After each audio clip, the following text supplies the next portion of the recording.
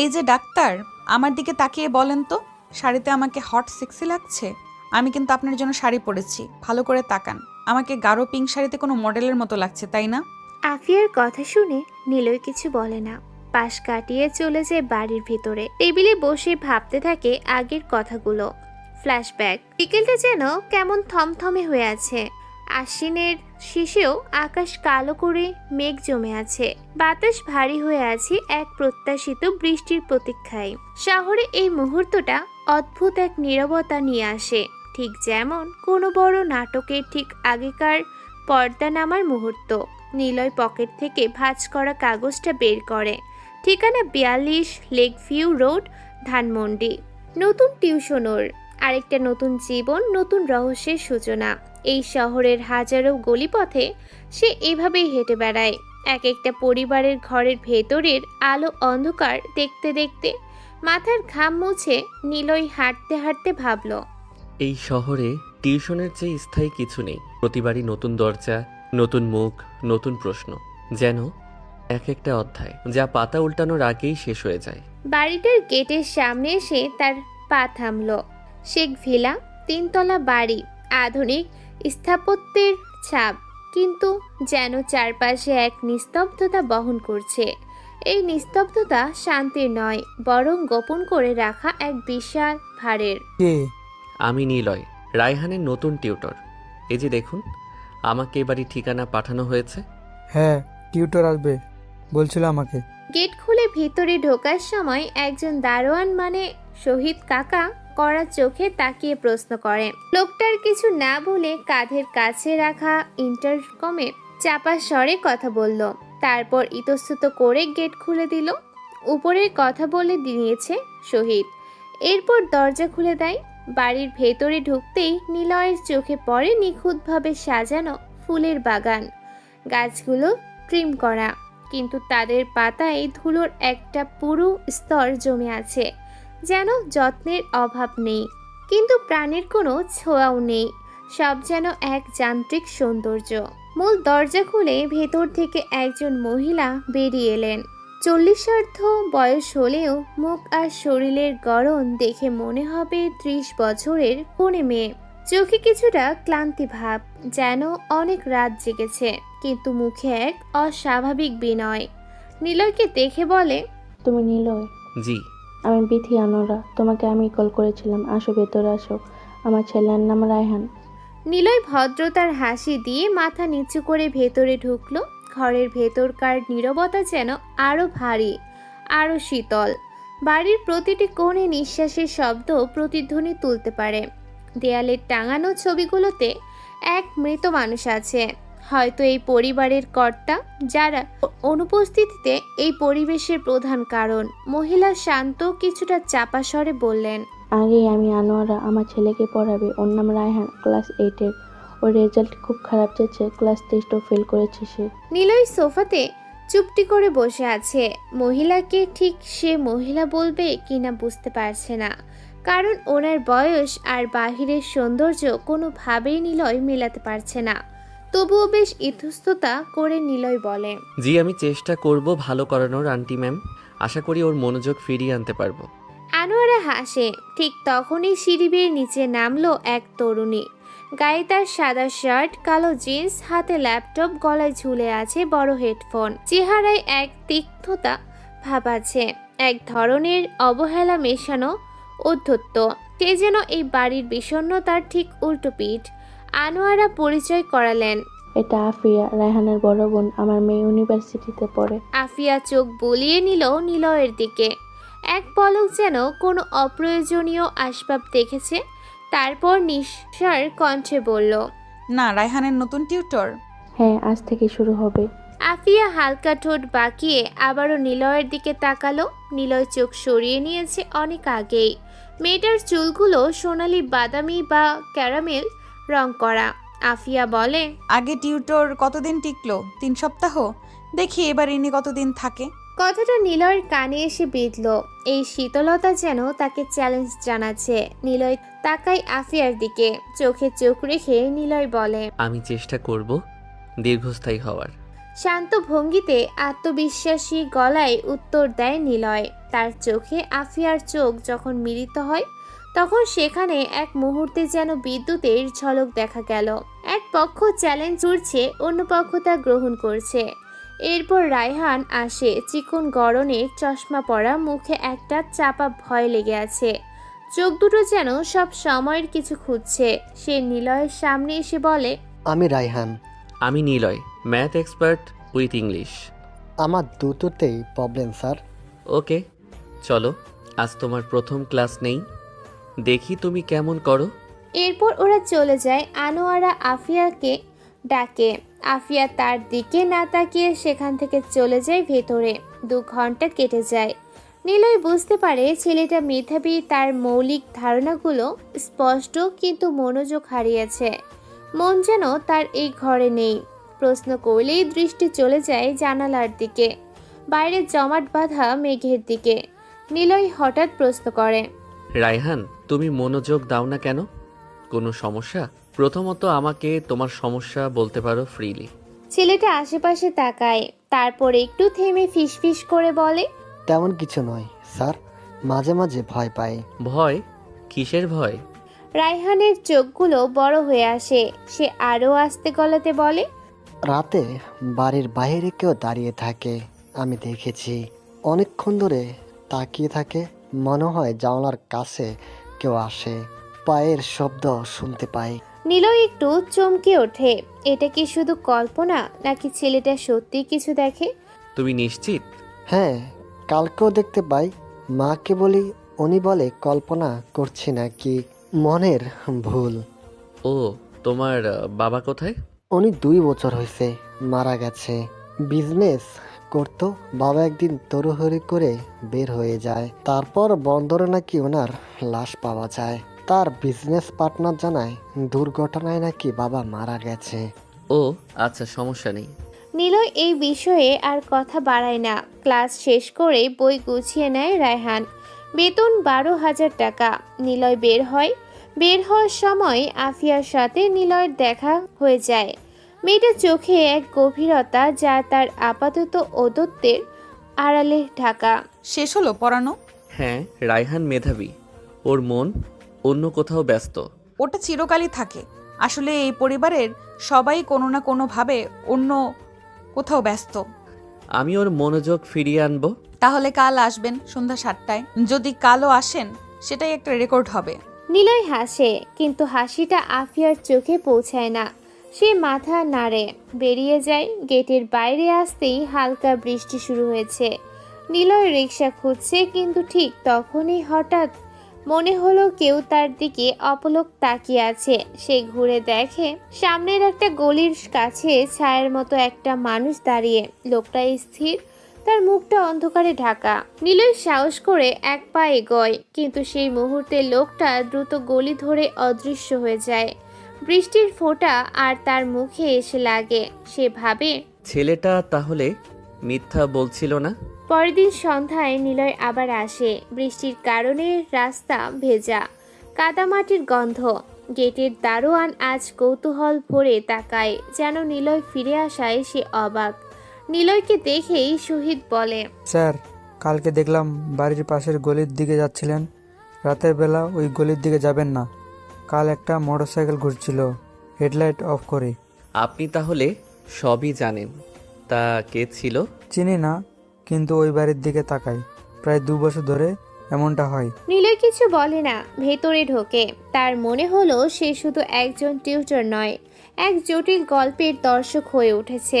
রায়হানে আজ একটু খুশি, তার চোখে গতকালের ভয় কিছুটা কম। রায়হান এসে বলে, স্যার, কাল রাতে অনেক বৃষ্টি হয়েছিল, তখন ওই লোকটা ছিল না, হয়তো ভিজে পালিয়ে গেছে কিছুটা।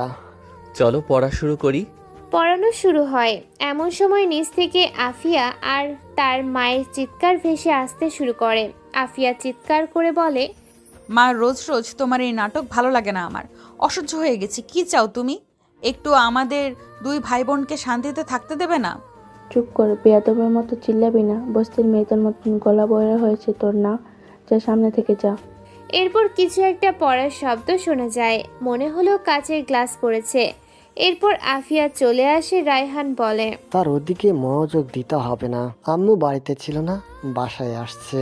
আপু চিৎকার করছে, আম্মু পায়ে ঘুরতে। থাক, বাদ দাও, ম্যাথ করো। আর ভয় পাবে না, আমি আছি।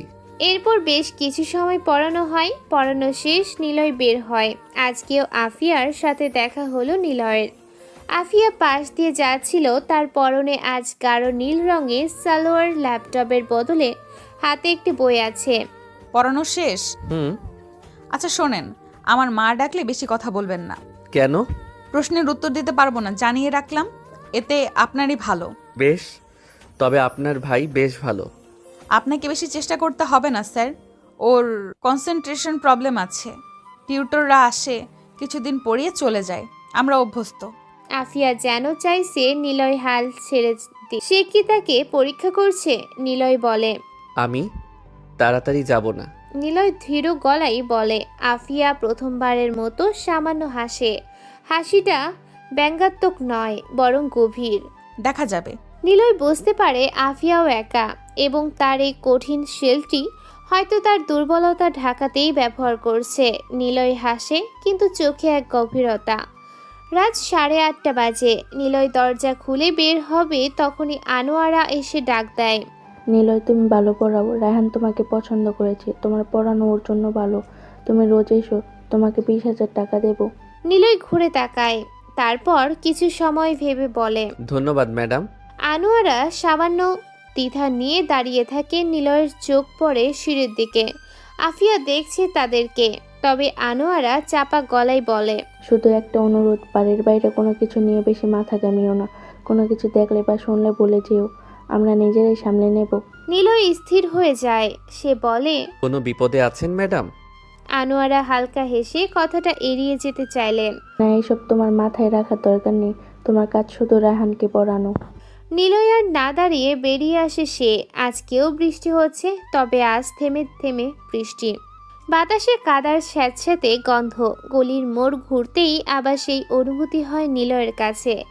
কেউ তাকিয়ে আছে। নিলয় পিছনে ঘুরে তাকায়, দূরে একজন দাঁড়িয়ে আছে। এবার সে স্পষ্টভাবে দেখতে পায় লোকটির মাথা সামান্য উঁচু, যেন সে কাউকেই খুঁজছে।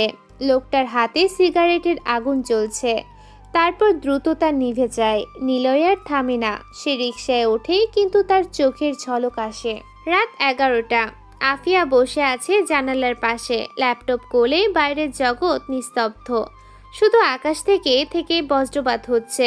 রায়হান ঘুমিয়ে, ওর মা নিজের ঘরের ফোনে কথা বলছে। আফিয়া বাইরে তাকায়।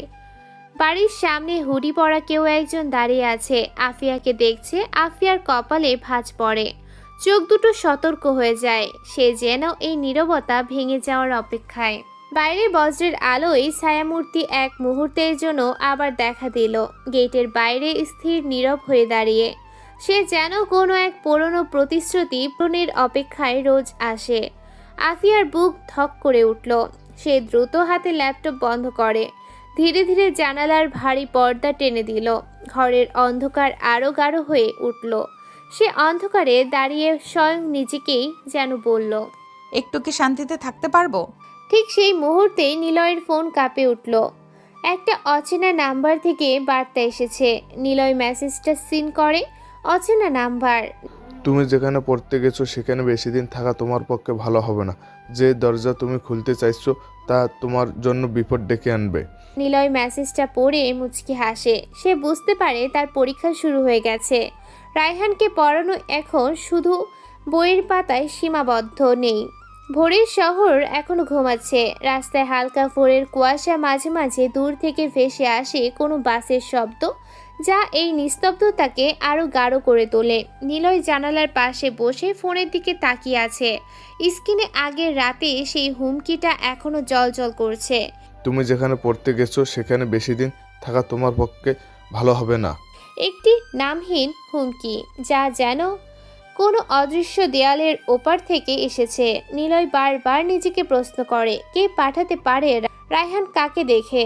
সন্ধ্যার কালো রাত তখনও পুরোপুরি নামেনি, কিন্তু লেক ভিউ রোডের 42 নম্বর বাড়িটির চারপাশে জমাট বাঁধা অন্ধকার যেন আরও নিবিড় হতে শুরু করেছে। আকাশে মেঘের আনাগোনা থাকায় আলো ছায়ার খেলা চলছে। আফিয়া তখন ফুল বাগানের পাশে দাঁড়িয়ে, ভেজা ঘাড়ে তার ছাই রঙের প্লাজোর নিচের দিকটা ভিজে গেছে।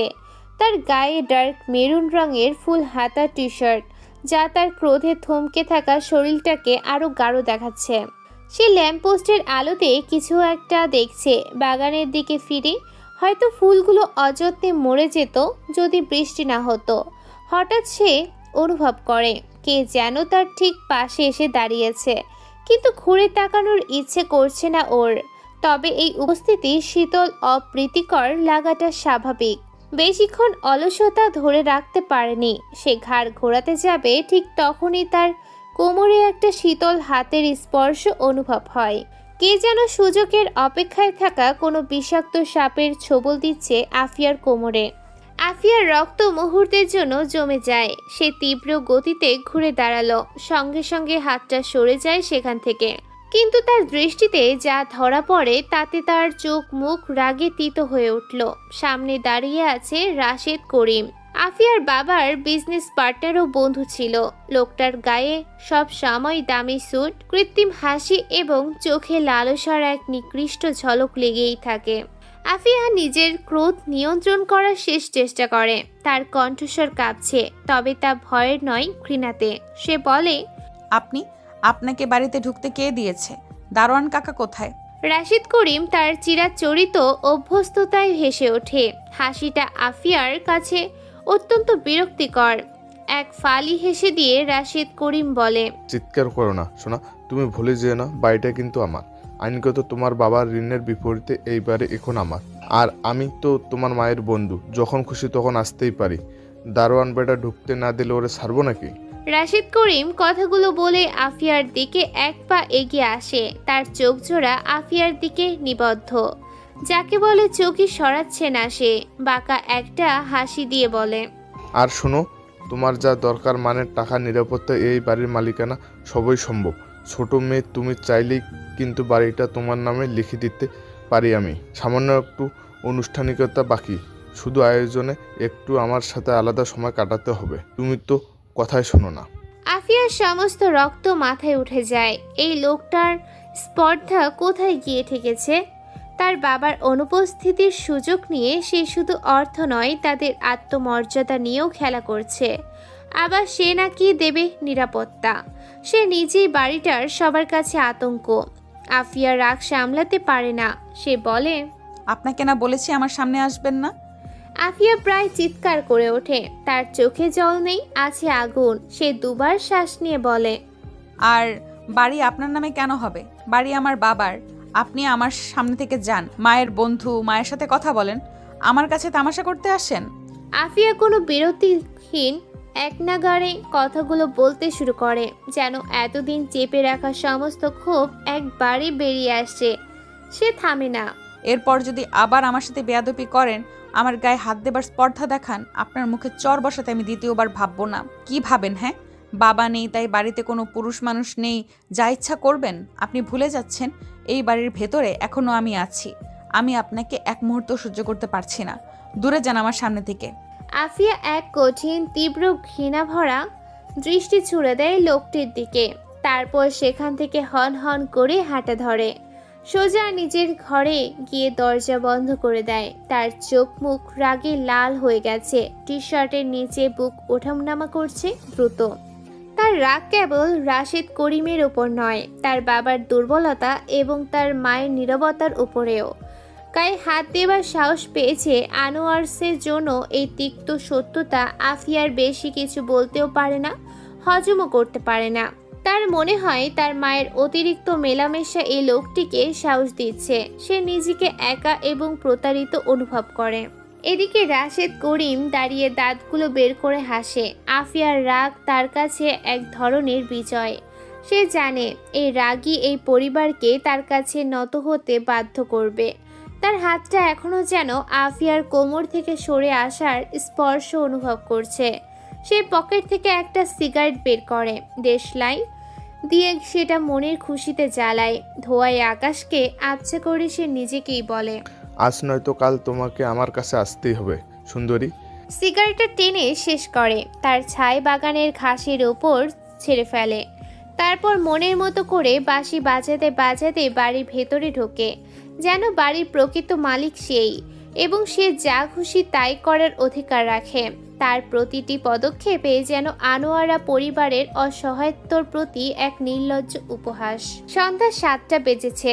নিলয় যখন লেক ভিউ রোডের 42 নম্বর বাড়ির গেটে পৌঁছায়, তখন দারোয়ান আগের মতোই নির্লিপ্তভাবে বসে আছে, কিন্তু তার চোখে আজ এক ধরনের চাপা সতর্কতা, সাথে ভয়ও লেগে আছে। নিলয় গেটের কাছে এসে দাঁড়ায়। দারোয়ান কাকা, গেট খোলেন। রায়হানের টিচার আমি। উনি দ্রুত গেট খুলে দেয়। শহীদের চোখে যেন ভয় স্পষ্ট। নিলয় বলে, কি ব্যাপার চাচা, ভয় পেয়ে আছেন বুঝি? না না, তবে আজ দেরি করে আসলেন যে স্যার? রাস্তায় ট্রাফিক ছিল, দূর থেকে আসতে হয়তো তাই। ভেতরে যান, বড় ম্যাডাম অপেক্ষা করছে। হঠাৎ? জানি না, বলল আপনি আসলে তার সাথে যেন দেখা করে। ও, তা বাড়ির বাহিরে গাড়িটা কার? মেয়র সাহেবের। মেয়র? আচ্ছা ঠিক আছে, বুঝেছি। নিলয় আর কথা বাড়ায় না, সে হাঁটা শুরু করে। ভেতরে ঢুকেই নিলয় দেখে বাড়ির লিভিং রুমে এক অচেনা ভদ্রলোক বসে আছে। গাঢ় রঙের ইতালিয়ান স্যুট, হাতে দামি ঘড়ি, মুখে এক ধরনের কৃত্রিম হাসি যা কারো চোখ এড়ায় না। আনোয়ারা বসে আছে তার সামনে চুপচাপ হয়ে, যেন একটি পুতুল বসে আছে। নিলয় বুঝতে পারে লোকটাই রাশেদ করিম। লোকটা নিলয়ের দিকে তাকিয়ে তীক্ষ্ণ দৃষ্টিতে পর্যবেক্ষণ করে, তারপর বলে, আপনি নিলয়, রায়হানের নতুন টিউটর? জি আমি। ভালো ভালো, তরুণ শিক্ষক ভালো ফলাফল আনবে আশা করি। নিলয় মাথা নাড়ে। তবে রাশেদ করিমের চোখের দৃষ্টিটা হঠাৎ নিলয়ের প্রতি অতি তীক্ষ্ণ হিম শীতল হয়ে ওঠে। সে আরো বলে, তবে শুধু পড়ানোতেই মনে রাখবেন টিচার, অন্য কিছুতে না। এখানকার ব্যক্তিগত ব্যাপারে নাক গলাতে যাবেন না। কথাটা বলেই লোকটা আবার হেসে ওঠে, যেন একটা রুড রসিকতা করলো নিলয়ের সাথে। নিলয় শান্ত ঠান্ডা গলায় বলে, আমি আমার কাজটাই করি এবং মনোযোগী শিক্ষক হিসেবে ছাত্রদের মানসিক অবস্থা বোঝাটাও আমার কাজের অংশ। আনোয়ারা একটু কাপা স্বরে বলেন, এই ভদ্রলোক রাশেদ করিম আমার স্বামীর পুরনো ব্যবসায়িক পার্টনার ও তার বন্ধু, সাথে এলাকার মেয়র। তখনই রাশেদ করিম বলে, আর একটা পরিচয় আছে, সেটা হলো তোমার আন্টি, মানে এই যে ম্যাডামের ঘনিষ্ঠ বন্ধু। তবে সবসময় আসি না, রাতে আসি, একসাথে সময় কাটাই একসাথে। আমি যাচ্ছি, আপনারা কথা বলুন। নিলয় সেখানে দাঁড়ায় না। আনোয়ারা বেগমের মুখ লজ্জায় লাল হতে শুরু করেছে। এখানে নিলয়ের দাঁড়িয়ে থাকা মানায় না। সে দ্রুত পায়ে এগিয়ে যায় রাশেদের পড়ানোর ঘরে। আনোয়ারা তাকায় রাশেদের দিকে। রাশেদ তখনও হাসছে। আনোয়ারা বলেন, আমি বলেছি না আমার ছেলে মেয়েদের কোনো বিষয় আপনি নাক গলাবেন না। আর আমার বাচ্চার টিচারের সামনে এসব কি বললেন? সে কি, সবার তো জানা উচিত শোনা। আমার যে বিয়ে হয়েছে, আমি ওদের স্টেপ ফাদার, সেটা কি গোপন থাকবে? আপনি চলে যান এখনই। শোনা, ভুলে যাচ্ছ আমি তোমাকে কেন বিয়ে করেছি। তোমার মেয়েকে আমার চাই, মনে থাকে যেন, না হলে এই বাড়ির জায়গা সব কিন্তু নিয়ে নেব। মেয়েকে বোঝাও। ঠিক আছে, আমি চলি। আমাদের মধ্যে তো বোঝাপড়া হয়েই গেছে, তাই না আনোয়ারা? আনোয়ারা মাথা নাড়ে, কিন্তু চোখও নামিয়ে রাখে, যেন তার স্বামীর পুরনো বন্ধু নয়। তার সামনে দাঁড়িয়ে আছে একজন জল্লাদ। রাশেদ বেরিয়ে যায়। তার গায়ের দামি পারফিউমের গন্ধ যেন গোটা ঘরে ছড়িয়ে থাকে, ভারী দম বন্ধ করা ভাব নিয়ে। রায়হানের ঘরে এসে ঢোকেন নিলয়। রায়হান চুপচাপ বসে আছে, তার চোখে ভয় মেশানো, কিন্তু নিলয়কে দেখে সে কিছুটা আশ্বস্ত হয়। আজ ইংরাজি পড়ব? হ্যাঁ, বই খুলে বসো। তবে তার আগে বলো, রাশেদ করিমকে দেখে তোমার ভয় লাগে? ক্লাস চলতে থাকে, কিন্তু নিলয়ের মন একদম শান্ত নয়। সে জানে বাইরে জায়গা ছায়াটা এখন আরো ঘন। নিলয় উঠে গিয়ে জানালা দিয়ে বাইরের দিকে তাকায়। একটা কালো রঙের গাড়ি রাস্তার ওপারে দাঁড়ানো। ভেতরে রাশেদ করিম বসে আছে, মুখে সিগারেট জ্বালানো। নিলয় দ্রুত পর্দা টেনে দেয়। রায়হান অবাক হয়ে বলে, স্যার, কিছু হয়েছে? না রায়হান, কিছু না। শুধু রাশেদ করিমের গাড়িটা এখনো দাঁড়িয়ে আছে কিনা।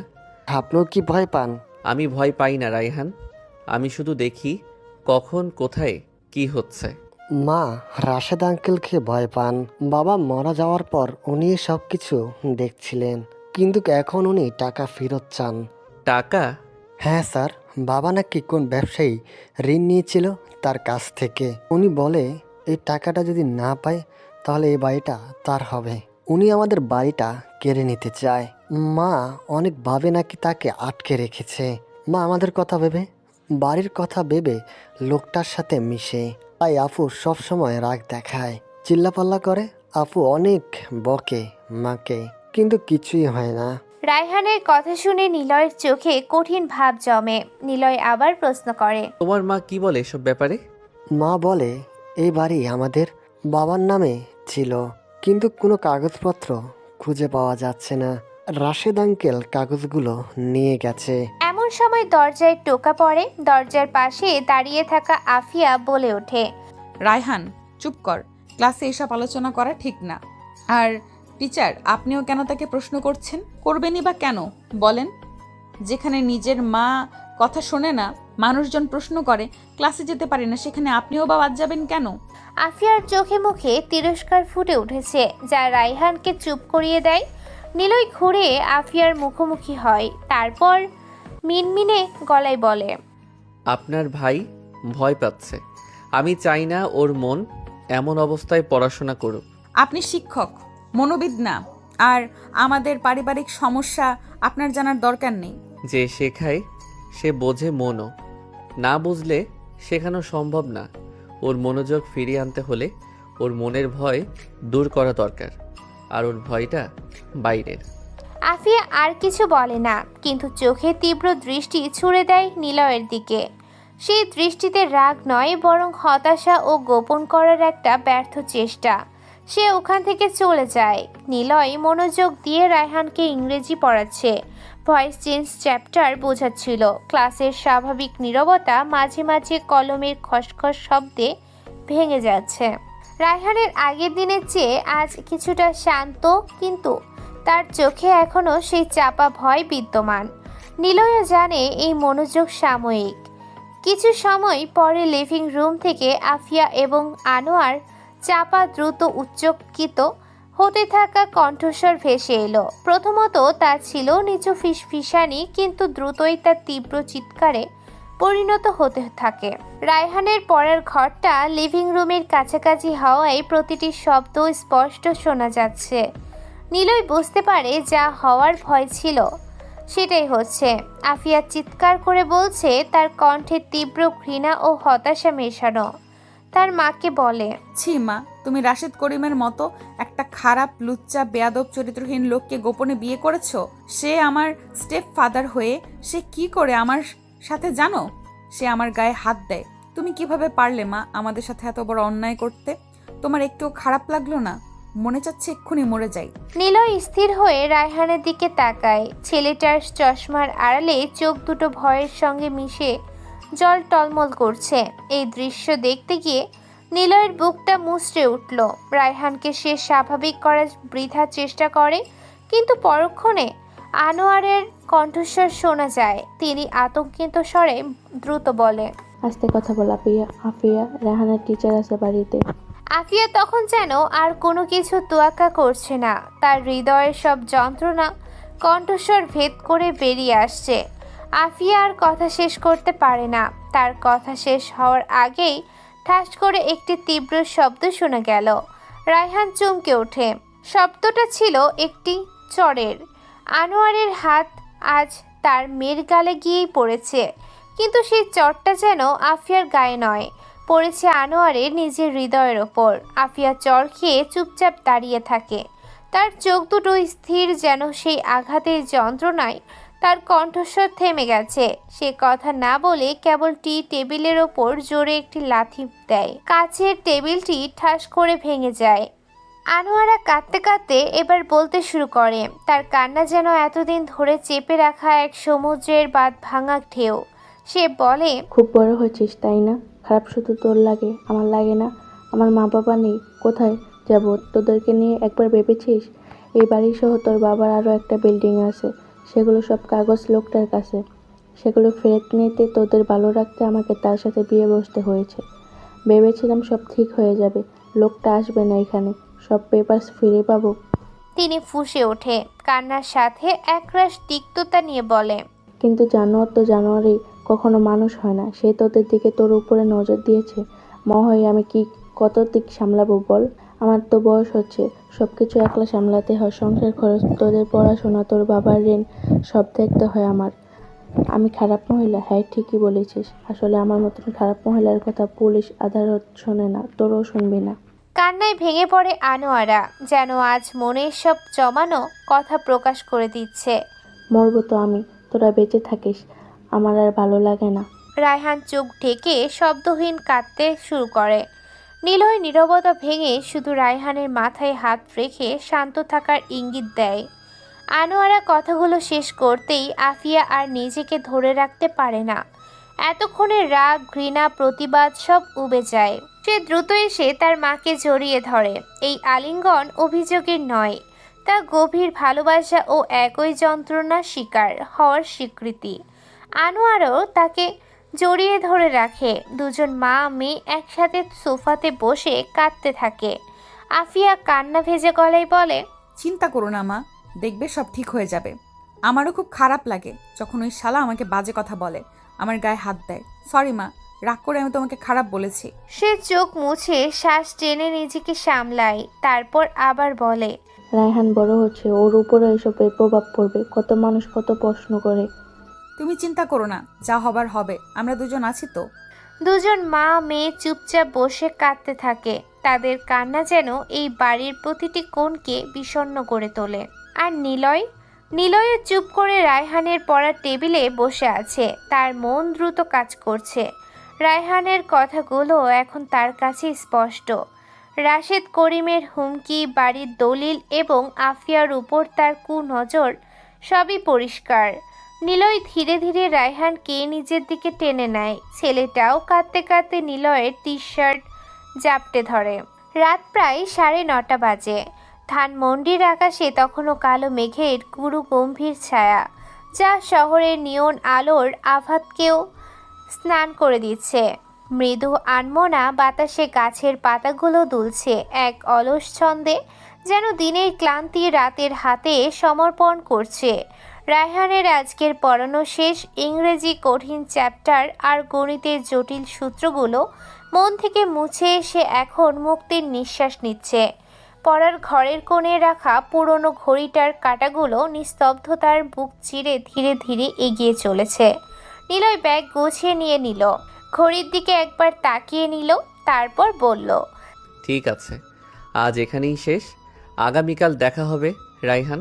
ছেলেটা মাথা নাড়ে। দিনভর পড়ালেখার ক্লান্তির ছাপ তার মুখে, তবু এক চিলতে হাসি ফুটিয়ে বলল, গুড নাইট টিচার। নিলয় দরজার দিকে পা বাড়ায়। তার জুতোর শব্দ মিশে গেল টাইলসের ঠান্ডা প্রতিধ্বনিতে, যেন প্রতিটি পদক্ষেপ এই বাড়ির নিস্তব্ধতাকে আরও গভীর করে তুলছে। বাইরে এসে সে বুক ভরে গভীর শ্বাস নেয়। রাতের বাতাসে যেন এক অদৃশ্য ভার, এক অজানা চাপ অনুভব করে সে। এটা কেবল আবহাওয়ার চাপ নয়, বরং এই বাড়ির ভেতরে চাপা রহস্য, ভয় আর অস্থিরতার। আর সে জানে এই আপাত শান্ত বাড়ির ভেতরে এক ঝড় বইছে। গেটের দিকে হাঁটতে হাঁটতে সে যখন প্রায় মাঝপথে, ঠিক তখনই পেছন থেকে একটি মিষ্টি কাপা গলা ভেসে এলো। এই যে টিচার। নিলয় থমকে দাঁড়ায়। তার পেশাদারি সদা শান্ত মুখখানিতে সামান্য চিন্তার রেখা ফুটে ওঠে। সে ধীরে ঘুরে তাকালো। আফিয়া দাঁড়িয়ে আছে সিঁড়ির ঠিক নিচে, আলো আধারে মাঝামাঝি জায়গাতে। বাইরের বাল্বের হলুদ আলোয় তার মুখটা আদো ছায়ায় ঢাকা। হাতে এক কাপ ধোয়া ওঠা চা, হয়তো বা শিক্ষকের জন্য তৈরি করা। আফিয়ার চোখে ক্লান্তি, কিন্তু দৃষ্টিতে এক অজানা ধীরতা লেগে আছে। এই ধীরতা যেন বিপন্নতার মধ্যেও দাঁড়িয়ে ভেঙে না পড়ার অঙ্গীকার। নিলয় জিজ্ঞেস করে ডাকলেন। আফিয়া এগিয়ে এলো। তার পদক্ষেপের শব্দ নরম হলেও স্থির। এই স্থিরতা যেন কোনো কঠিন সিদ্ধান্তের প্রতিচ্ছবি। সে নিলয়ের সামনে এসে বলে, আপনি হয়তো এতক্ষণে জেনে গেছেন আমাদের বাড়িতে কি সমস্যা চলছে। আফিয়া সরাসরি প্রশ্ন করে। নিলয় কিছুক্ষণ চুপ থাকে। রাতের স্তব্ধতা যেন তার কথাগুলো মেপে নিচ্ছে। তারপর নিচু ভরসা দেয়া গলায় বলল, চিন্তা নেই, কেউ কিছুই জানবে না। আমার দায়িত্ব শুধু রায়হানকে পড়ানো, অন্য কিছু নয়। আফিয়ার চোখে একটা কৃতজ্ঞতার রেখা ঝলকে উঠল, যা ক্ষণিকের জন্য হলেও তার ভেতরের কষ্টকে আড়াল করেছে। নিলয় আবার বলল, তবে রাশেদ করিম লোকটা ভালো না, সাবধান থাকবেন। মনে রাখবেন, যে নিজে থেকে কিছু দিতে চায় সে এমনি এমনি দেয় না। আন্টি সরল মানুষ, আপনাদের কথা ভেবে হয়তো ওর সঙ্গে মিশেছেন, কিন্তু কোনো লাভ হয়নি। আফিয়া স্থির চোখে তাকিয়ে থাকে নিলয়ের দিকে। তার গলা ভারী হয়ে এলো, যেন জমাট বাঁধা এক আবেগের ঢেউ বইছে। সে বলে, বাবার বন্ধু ছিল লোকটা। বাবা বেঁচে থাকতে বারবার বাড়িতে আসতো। আমি তখন ছোট, ওর কোলে গিয়ে বসতাম, ওর দেওয়া চকলেট খেতাম। তখন কি জানতাম আমার বাবার ঘনিষ্ঠ বন্ধু আসলে একটা হারামি হবে? আফিয়া থেমে একটা শ্বাস নিল, আর সেই শ্বাস প্রশ্বাসের ফাঁকে তার গলার নিচ থেকে জমে থাকা কষ্ট উছলে পড়ছে যেন। সে আবার বলে, বাবার মৃত্যুটাও পানিতে ডুবে হয়েছে বলে সবাই জানে, মাও তাই জানেন, কিন্তু আমি জানি না বাবা এভাবে মরবে। বাবা তো সাঁতার পারতো। বাবা নাকি রাশেদের কাছ থেকে লোন নিয়েছিল, কিন্তু বাবা এমন কাপুরুষ ছিলেন না যে লোনের জন্য ডুবে মরবে। মা সামলাতে পারেনি। বাবা চলে যাওয়ার পর মা প্রায় ভেঙে পড়েছিল, আর সেই সুযোগেই রাশেদ আমাদের এইভাবে জড়িয়ে ফেলেছে। এখন বেরোনোই দায়। সে এখন এই বাড়িটা কেড়ে নিতে চায়। নিলয় স্থির মুখে শুনতে থাকে আফিয়ার কথা। তার শান্ত চোখ জোড়ায় কোনো ভাবান্তর দেখা গেল না। আফিয়া কেনই বা নিলয়কে সব কথা বলছে সে জানে না। নিলয়ের এই একটা শব্দে যেন তার ভেতরের বোঝাপড়ার ভার, দুঃখ আর রাগ সব একসাথে মিশে গেল। নিলয় বোঝে এই শহরের প্রতিটি কোণায় এমন অনেক না বলা গল্প লুকিয়ে আছে। দুজনেই চুপ হয়ে গেল। রাতের চারপাশের অন্ধকার আরো ঘন হয়ে আসে। বাড়ির সামনে বাল্বের হলুদ আলোয় তাদের মুখ দুটো স্পষ্ট হয়ে ওঠে, কিন্তু তাদের ছায়াগুলো লম্বা হয়ে মাটিতে পড়ে আসে, যেন অদৃশ্য কেউ এই সংবেদনশীল আলাপ শুনছে, তাদের বিপন্নতা দেখছে। এক সময় নিলয় নীরবতা ভেঙে এক সম্পূর্ণ অপ্রত্যাশিত কথা বলল, আপনি অনেক সুন্দর। আফিয়া অবাক হয়ে তাকালো। এই গভীর কষ্টের মুহূর্তে একজন শিক্ষকের মুখে এমন মন্তব্য শুনে সে কিছু বলার আগেই নিলয় শান্ত স্বরে বলল, সুন্দর মেয়েরা এভাবে মায়ের সাথে কথা বলে না। আপনার চুলগুলো সুন্দর, কিন্তু অযত্নে আছে, তাই আসল সৌন্দর্য হারাচ্ছে। নিজের দিকে খেয়াল রাখবেন। আফিয়া তাকিয়ে থাকে নিলয়ের দিকে। তার চোখে মিশে আছে বিস্ময় আর এক চিলতে কোমলতা। নিলয়ের কণ্ঠস্বর সম্পূর্ণ আবেগহীন, যেন সে কোনো সত্য তুলে ধরছে মাত্র। নিলয় আবার বলে, রায়হান ছোট, ওকে আপনারই সামলাতে হবে। কেউ পাশে থাক বা না থাক, আপনাকেই এগিয়ে যেতে হবে। দায়িত্ব থেকে পালানো যায় না। আফিয়া, সাহস হারাবেন না। আফিয়া ধীরে মাথা নামায়। তার ঠোঁট নড়ে ওঠে। আপনি সব সময় এত ঠান্ডা থাকেন কেমন করে? এই সব কিছুর মধ্যেও আপনাকে দেখে মনে হচ্ছে আপনার কিছু যায় আসে না। নিলয় উত্তর দিল, কারণ আগুন নিভাতে হলে নিজেকে বরফ বানাতে হয়। এই কথাগুলো যেন তার জীবনের এক চরম সত্য। সে ব্যাগটা কাঁধে ঠিকভাবে ধরে বলে, আজ আসি। সে ঘুরে গেটের দিকে হাঁটতে শুরু করে। পেছনে আফিয়ার কণ্ঠস্বর সামান্য নরম এবং আবেগপূর্ণভাবে বলে, সাবধানে যাবেন। নিলয় একবার ঘুরে তাকায়। মুখে হালকা হাসি ফুটে ওঠে, কিন্তু সেই হাসির ভেতরে এক অজানা অস্থিরতা লুকানো থাকে। গেটের বাইরে এসে সে হাঁটতে থাকে ধীরে। রাস্তার বাতিগুলো একটার পর একটা জ্বলছে, কিন্তু চারপাশে মানুষ নেই। সময়টা যেন শহরের কোলাহল গ্রাস করে নিয়েছে। শহরটা যেন হঠাৎ শূন্য হয়ে গেছে। রিকশার খোঁজে মোড়ে পৌঁছানো মাত্রই একটা কালো গাড়ি এসে নিলয়ের সামনে থেমে যায়। চাকা থামাতেই ব্রেকের ঘর্ষণে হালকা কাদা ছিটকে যায়। ব্যাপারটা স্বাভাবিক নয়। গাড়ির দরজা ধীরে খুলে যায়। ভেতরে বসা মানুষটা নীরব মুখে হালকা হাসি, চোখে হিসাবি দৃষ্টি নিয়ে তাকিয়ে আছে নিলয়ের দিকে। লোকটা রাশেদ করিম। নিলয়কে দেখেই বলে, ও টিচার সাহেব। রাশেদের গলার স্বর কর্কশ হলেও নরম হয়ে বের হলো। তবুও এমন গলার স্বর নিলয়ের কানে এসে লাগে ঠান্ডা ইস্পাতের মতো। একটা শীতল হিসেবি কণ্ঠস্বর। সে বলে, একে একে হাঁটছেন, বসুন না, সামান্য কথা আছে, সামনের দিকে যাব আমি। নিলয় এক মুহূর্ত দ্বিধা করে না। সে বলে, ঠিক আছে। গাড়িতে উঠে বসে সে। দরজা ধীরে বন্ধ হয়। সঙ্গে সঙ্গে ভেতরের আলো নিভে যায়। শুধু ড্যাশবোর্ডে জ্বলছে একটিমাত্র ক্ষীণ লাল আলো। রাশেদ হালকা হেসে বলে, আপনার কাজ ভালো। রায়হান এখন অনেক মনোযোগী। নিলয় শান্ত গলায় বলে, ছেলেটা মেধাবী। মেধাবী তো বটেই, তবে ওর পরিবারে মেধার চেয়ে রহস্য বেশি, তাই না? রাশেদ কথাটা বলে শব্দ করে হাসে। চোখে স্পষ্ট শেষ বের হয়। নিলয় তাকায় তার দিকে। কোনো উত্তর নেই। এই নীরবতায় যেন নিলয়ের জবাব। রাশেদ একটু ঝুঁকে আসে। কণ্ঠ যথেষ্ট গম্ভীর করে বলে, আপনি ভালো মানুষ, কিন্তু কখনো কখনো ভালো মানুষের বেশি জানার চেষ্টা করা বিপজ্জনক হয়ে যায়। আপনার মতো মানুষদের কাজ হলো দায়িত্ব পালন করা, গোয়েন্দাগিরি নয়। নিলয় একটু হাসলো। রাশেদ অবাক হয়। এই অবধি যতজনকে সে এমন করে শুনিয়েছে তারা ভয় পেয়ে হাত পা ধরার চেষ্টা করে, কিন্তু নিলয় হাসছে। নিলয় বলে, আমি যা জানি তা আমার দায়িত্বের মধ্যে পড়ে। একটি পরিবারকে ভেঙে যেতে দেখাটা একজন মানুষ হিসেবে আমার কাছে অস্বস্তিকর। ভালো দায়িত্বে থাকুন, অনুসন্ধানে নয়। আর হ্যাঁ, আফিয়ার সাথে মিশবেন না। আপনাকে বারবার ওয়ার্নিং দেব না। আপনার বোঝা উচিত আমি কি করতে পারি। গ্রাম থেকে এসে শহরে থাকছেন, টিউশন করাচ্ছেন। আপনার কিছু হলে পরিবারে আপনার লাশটাও খুঁজে পাবে না। টিচার, নিশ্চয় বুঝতে পারছেন কি বোঝাতে চেয়েছি। বাড়িটা আমার। আমার বন্ধু রাইজুল আমার থেকে লোন নিয়েছিল 4 কোটি। সেসব তো ফেরত দেয়নি, তাই আইনগত বাড়িটা আমার। রাশেদের হুমকিটা রক্ষ নয়, বরং শীতল, সরাসরি এবং নির্মম হয়ে নিলয়ের সামনে আসে। গাড়ি থেমে যায় একটা মোড়ের এসে।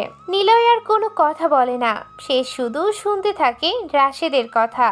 রাশেদ গাড়ির দরজা খুলে বলল, টিচার নামুন, আপনার এলাকার মোড়ে চলে এসেছি। যদি পারেন আফিয়াকে ম্যানেজ করে দেন, এই বাড়ির সব ঝামেলা মিটে যাবে। তারপর আপনাকে মোটা অঙ্কের টাকা দেবো, যা আপনি 1 বছর আরামসে কাটাতে পারবেন। নিলয় মুচকি হাসে। তার সেই হাসিতে কোনো ভয় নেই, আছে এক তীব্র প্রত্যাখ্যান। সে গাড়ি থেকে নেমে যায়। তারপর জোরে একটা শ্বাস নিয়ে নিজের গলির দিকে হাঁটা শুরু করে। টিপ টিপ করে বৃষ্টি পড়তে শুরু করেছে, সেই সাথে বাতাসও। রাতের ঠান্ডা বাতাস তার মুখে লাগতেই যেন তার ভেতরের বরফ আরও ধীর হয়। রাশেদের গাড়িটা দ্রুত মোড় ঘুরে চলে গেল, কিন্তু তার রেখে যাওয়া শীতলতা আর হুমকি নিলয়ের মনে এই নতুন আগুন জ্বালিয়ে দিয়ে গেছে। পরদিন দুপুরে রায়হান স্কুল থেকে ফিরে আসে। কিছুটা অস্থির হয়ে যায়। তার চোখ মুখ লাল হয়ে গেছে।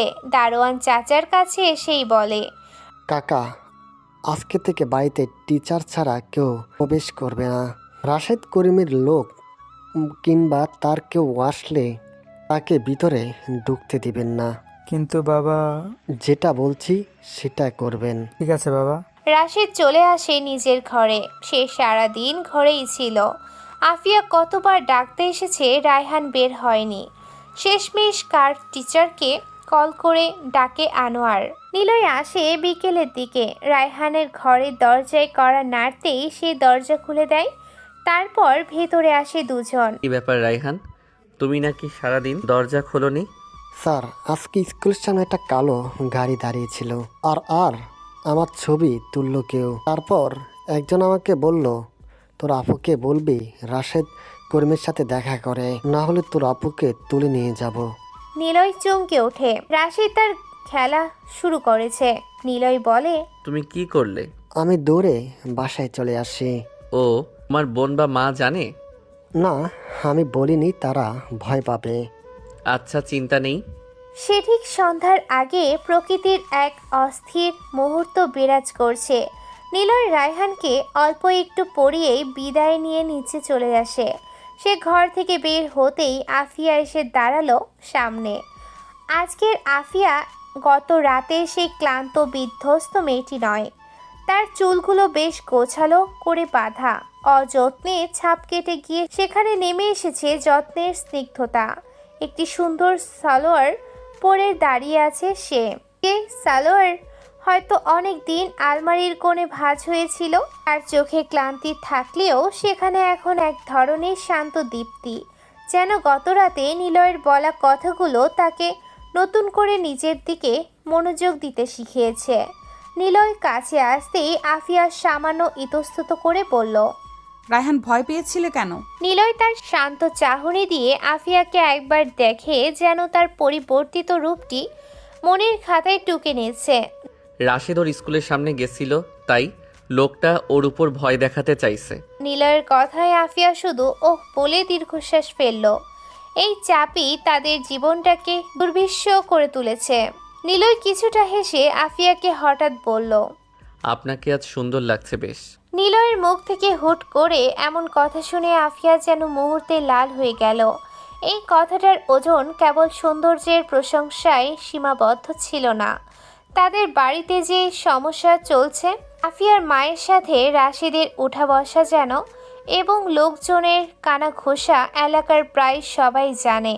ফলে সামাজিক দূরত্ব তৈরি হয়েছে, কেউ তাদের সাথে স্বাভাবিকভাবে কথা বলতে আসে না। কিন্তু এই টিচার ছেলেটা যে আগুনের মধ্যে থেকেও বরফের মতো ঠান্ডা থাকে, তার এমন সহজ আন্তরিক কথাগুলো আফিয়াকে তীব্র লজ্জায় ডুবিয়ে দিল। আফিয়ার মনে হয় এত সমস্যার মাঝেও কেউ একজন তাকে দেখছে, তার ভেতরের সৌন্দর্যটা বোঝার চেষ্টা করছে। আফিয়া মাথা নিচু করে ফিসফিস করে বলল, আজকে চুলগুলো সুন্দর করে বেঁধেছি। নিলয় হেসে ফেলে, ঠোঁটের কোণে এক চিলতে হাসি, কিন্তু তাতে এক ধরনের উষ্ণতা আছে। নিলয় বলে, আপনার গায়ের রঙের সাথে চুলের কালারটা বেশ মানিয়েছে। এমন কথা শুনে আফিয়ার হৃদয় দ্রুত স্পন্দিত হতে থাকে। এই লোকটি কেন এমন? তার পেশাদারি আবরণ ভেদ করে সে কেন এমন ব্যক্তিগত মন্তব্য করছে? এই আলাপ যেন সেই অদৃশ্য দেয়ালটি ভেঙে দিচ্ছিল, যা নিলয় আর আফিয়ার মাঝে এতদিন ছিল। ঠিক এমন সময় তাদের সেই মোলাকাতের স্তব্ধতা ভেঙে দিয়ে একটি কালো গাড়ি গেটের সামনে এসে দাঁড়ায়। অত্যন্ত জোরে হর্ন বাজাতে শুরু করে। বাড়ির দারোয়ান কাকা ভয় পেয়ে গেট খোলে না। বাইরে থেকে গাড়ির দরজা খুলে নামে 4 জন মোটাসোটা ছেলে। তাদের চলন চাহনি আর পোশাক সবই মাস্তানের স্পষ্ট প্রতীক। এরা রাশেদের পাঠানো লোক, যারা কেবল ভয় দেখাতে আসেনি, এসেছে বাড়িটা দখলে নিতে, আর নয়তো আফিয়াকে তুলে নিয়ে যেতে এসেছে। তাদের মধ্যে লিডার গোছের ছেলে তামিম চিৎকার করে বলে, ওই শালা দারোয়ান, দরজা খোল, এখনই দরজা খোল, না হলে গেট ভেঙে ভিতরে ঢুকবো, তোদের টেনে হিসেবে বের করে আনবো আজ। চিৎকার চেঁচামেচি আর লোহার দরজায় লাথি আর অস্ত্র দিয়ে বাড়ি মারার শব্দ শুনে ভেতর থেকে আনোয়ারা বেগম বের হয়ে আসে। এলাকার মানুষেরা কেউ আসে না। আনোয়ারার চোখে ভয়, কিন্তু সাহস নিয়ে তিনি এগিয়ে আসে গেটের দিকে। পিছু পিছু আফিয়াও আসে। দুজনের চোখেই এখন সেই গত রাতের বিপন্নতার ছায়া। নিলয় সেখানে দাঁড়িয়ে থাকে। নিলয় পকেট থেকে ফোন বের করে দ্রুত কিছু সময় ধরে টিপাটিপি করে। তার চোখের দৃষ্টি শান্ত, যেন সে কোনো জরুরি বার্তা পাঠাচ্ছে। অথচ তার সামনেই বাড়ির প্রধান ফটকে চলছে এক জবরদখলের চেষ্টা। কাজ শেষ করে সে ফোন পকেটে রাখে, তারপর স্থির হয়ে দাঁড়িয়ে রইল সেখানেই, পরিস্থিতি পর্যবেক্ষণে মগ্ন। তার এই স্থিরতা যেন উতাল সমুদ্রে এক বরফ শীতল পাহাড়ের মতো। আনোয়ারা গেটের কাছে গিয়ে প্রতিবাদ করে, কে তোমরা? বাড়ির সামনে এসব কি করছো? কোন সাহসে এমন ব্যবহার করছো এখানে? তামিম তার সঙ্গীদের দিকে একবার তাকিয়ে বিদ্রুপের হাসি হেসে জবাব দিল, দরজা খোল এখনই, রাশেদের সাহেব পাঠিয়েছে, তোদের সব কটাকে তুলে নিয়ে যাব। রাশেদের সাহেবের টাকা, রাশেদ সাহেবের বাড়ি আর রাশেদের হক তোদের উপর, দরজা খোল। কেন? তার ইচ্ছে নাকি? সে কে? হ্যাঁ, আইন আদালত আছে দেশে, নাকি তার কথায় সব হবে? চুপ, একটা কথা বলা হবে না। দারোয়ান শালা, মাদার চোদ, দরজা খোল, খোদা কসম তোকে পেলে মেরেই ফেলবো। তামিমের হুমকি এবার আরও নোংরা হয়। আফিয়া এক মুহূর্ত দ্বিধা না করে পাল্টা জবাব দিল। দরজা সে খুলবে না, সোজা চলে যায় এখান থেকে। মাস্তানি করিস, জানিস সেটা ধানমন্ডি। আজকে তোদের। তামিম কথাটা বলে ক্রোধে উন্মত্ত হয়। হাতে থাকা কুড়ালের মতো ধারালো অস্ত্র দিয়ে লোহার দরজায় জোরে বাড়ি মারে। বিকট শব্দে গেট কেঁপে ওঠে। দরজার একটা অংশ সামান্য বেঁকে গেল। তার বাকি সঙ্গীদের হাতেও অস্ত্র। তারা প্রস্তুত বাড়ির ভেতরে ঢোকার জন্য। পরিস্থিতি নিয়ন্ত্রণে বাইরে চলে যেতে আর এক মুহূর্ত বাকি নেই। আনোয়ারা আর আফিয়ার মুখ ভয়ে সাদা হয়ে গেছে। ঠিক সেই চূড়ান্ত মুহূর্তে তীক্ষ্ণ শব্দ করে একটা দ্রুত গতির গাড়ি এসে থামলো বাড়ির সামনে। গাড়ির চাকার ঘর্ষণের শব্দে সবাই চমকে তাকায়। গাড়িটা পুলিশের। 10 জন পুলিশ কর্মকর্তা প্রায় সঙ্গে সঙ্গে গাড়ি থেকে নেমে ওই 4 জন ছেলেকে ঘিরে ধরে। তাদের হাতেও পিস্তল। পুলিশ অফিসার সিয়াম গম্ভীর গলায় তামিমদের নির্দেশ দিল। সিয়াম রেগে বলে, ওই হাত থেকে অস্ত্র ফেল, না হলে তোদের খুব খারাপ হবে। উপর থেকে অর্ডার আছে তোদের সামনে পেলেই গুলি করার, কিন্তু আমি চাই না গুলি করতে। তামিমের মুখের রং পাল্টে গেল রাগে। তামিম হতভম্ব হয়ে চারপাশে তাকায়। তামিম চিৎকার করে বলে, পুলিশ! শালিয়া, তোরা পুলিশ ডেকেছিস? তোদের সামনে পেলে কে ডেকেছে তোদের? তামিমের কথা শুনে সিয়াম এগিয়ে আসে তামিমের দিকে। কোনো কথা না বলে দ্রুত হাত তুলে সপাটে এক চর বসিয়ে দিল তামিমের বাম গালে। চরের শব্দে পুরো এলাকায় স্তব্ধ হয়ে গেল যেন। তারপর সিয়াম বলে, রংবাজি করিস? পুলিশ কি তোর বাপের? পুলিশ আসবে কি না সেটা তুই বলবি? ম্যাম, আপনারা গেট খোলেন, কোনো ভয় নেই, পুলিশ আছে সাথে। সিয়ামের কথায় সাহস পেল আনোয়ারা। কাঁপতে কাঁপতে তিনি গেট খুলে বাইরে আসে। তামিমদের হাতে অস্ত্র, আবার এতগুলো পুলিশ ওদেরকে নিয়ে ঘিরে রেখেছে। এটা দেখে আনোয়ারা আর আফিয়া অবাক হয়। তখনই পুলিশ ওদের 4 জনকে নির্মমভাবে পেটাতে শুরু করে। লাঠি আর বুকের আঘাতে মুহূর্তেই তারা কাবু হয়ে যায়। তারপর টেনে গাড়িতে ওঠাই ওদের। সিয়াম ফোন বের করে কল করে। স্যার, কাজ হয়ে গেছে, কি করব? ওপাশ থেকে কারোর কণ্ঠস্বর ভেসে এলো। আনোয়ারা জানে না সিয়াম কার সাথে কথা বলছে, তবে ওপাশ থেকে সেই অজ্ঞাত ব্যক্তি বলল, ওদের 4 জনকে থানাতে নয়, একবারে গুম করে দাও, যেন রাশেদ থানাতে গিয়ে খুঁজেই না পায় ওদের। আর বাড়ির মালিকদের বলবে আপনারা যেন মুখ না খোলেন পুলিশ এসেছিল কিনা এই ব্যাপারে, এটা যেন কেউ জানতে না পারে। বুঝতে পেরেছি স্যার। সিয়াম ফোন কেটে দেয়। তারপর আনোয়ারা এবং আফিয়ার দিকে তাকিয়ে সবটা বুঝিয়ে বললেন, আপনাদের কোনো ভয় নেই, ওদের এমন শিক্ষা দেওয়া হবে যে তারা এদিক আর আসবে না, তাদেরকে কখন আর দেখতেও পাবেন না। কিন্তু মনে রাখবেন, আজ এখানে কেউ আসেনি। যদি কেউ জিজ্ঞেস করে আপনারা কিছু দেখেননি, আপনারা সম্পূর্ণ নিরাপদ, কিন্তু সাবধানে থাকবেন। সিয়ামের দল দ্রুত সেখান থেকে চলে যাওয়ার জন্য পা বাড়ায়। তখনই আফিয়া বলে, আপনারা হঠাৎ এখানে কিভাবে এলেন? এমনিতে তো রাশিদের নাম শুনলে পুলিশেরা ফিরে তাকায়ও না। আর আজ কোন সাহসে তাদের লোকদের গুম করতে চাইছেন? কে আপনাদের পাঠিয়েছে বলুন? সিয়াম থেমে যায়। তারপর কিছুটা বাঁকা হাসি দিয়ে আফিয়ার প্রশ্নের উত্তর না দিয়ে গাড়িতে উঠে বসে। আনোয়ারা হতভম্ব হয়ে আফিয়ার দিকে তাকিয়ে বলে, তুই পুলিশকে দেখেছিলি? না তো মা, আমার কাছে তো ফোনই নেই। আমিও তো প্রশ্ন করলাম কে পুলিশ পাঠিয়েছে। আমিও তো ডাকিনি, আমি ফোন ধরতে পারতামই না ভয়ে। তবে যেই পাঠাক সে আমাদের উপকারই করেছে। হুট করে কে এগিয়ে এলো আমাদের দিকে? আমি একে অপরকে প্রশ্ন করতে থাকে। নিলয় হাঁটা ধরে। ঠোঁটে লেগে আছে এক চিলতে হাসি। তবে সে হাসি সবার আড়ালেই দিচ্ছে। সে ওদের কাছে এসে বলে, দেখি ম্যাম, সাইড দেন, বাড়ি যাই। তুমি এখনো যাওনি? বাহিরে ঝামেলা হচ্ছিল তো তাই। আচ্ছা, সাবধানে যাও, পুলিশ এসে ওদের নিয়ে গেছে। আনোয়ারার কথা শুনে নিলয় আর কিছু বলে না। সে চলে যায় সেখান থেকে। তারপর সকাল হয়েছে। আনোয়ারার বাড়িতে যেন তখনও রাতের আতঙ্কের রেশ কাটেনি। কিন্তু রাশেদ করিমের মতো মানুষ অপেক্ষা করতে জানে না। সে এসেছে তার চোখে নতুন জিঘাংসা আর মুখে সেই শীতল হিসেবেই হাসি। দারোয়ান কাকা প্রথমে গেট খুলতে চায়নি। গত রাতের মাস্তানদের ভয় তার চোখে তখনও লেগে আছে। কিন্তু রাশেদের কর্কশ কণ্ঠ আর তার পরিচিত দাম্ভিকতা শুনে শেষে প্রাণের ভয়ে কাঁপতে কাঁপতে গেট খুলে দিয়েছে।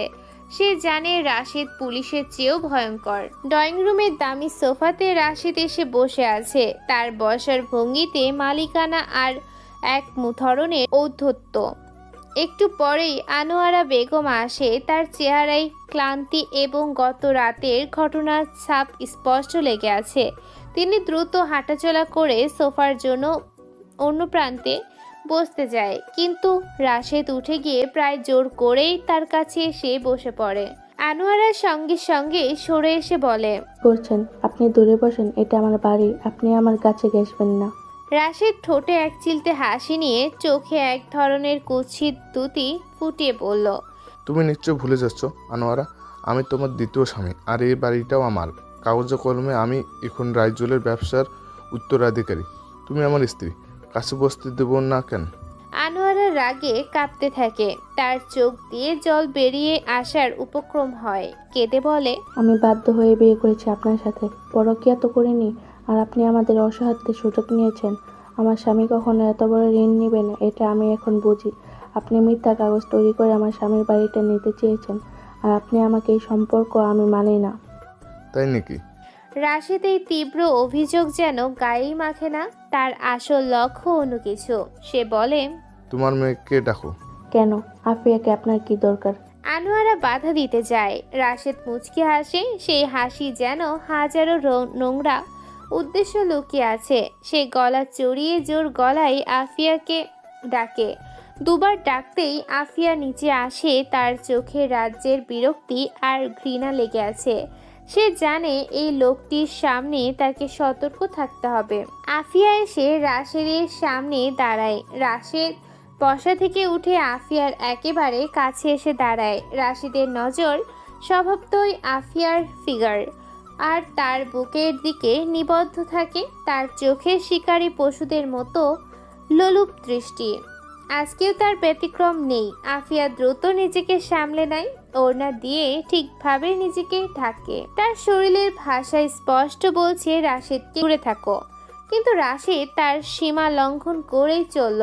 তার কণ্ঠস্বর হয়ে উঠল আরো পিচ্ছিল এবং কদর্য, মানে নোংরা ভাষায় বলে, ও কেন ডাকছো শোনা? দেখি না, জামার উপর দিয়ে দেখতে ভালোই লাগে। তোমার মায়ের মতোই তোমার ফিগারটা হয়েছে। কি আকর্ষণীয় বুক তোমার, দেখলে লোভ সামলানো যায় না। হাতকে বহু কষ্ট কন্ট্রোল করি, এই বুকে একটু ছোঁয়া পেতে আমি সবই করতে পারি শোনা আফিয়া।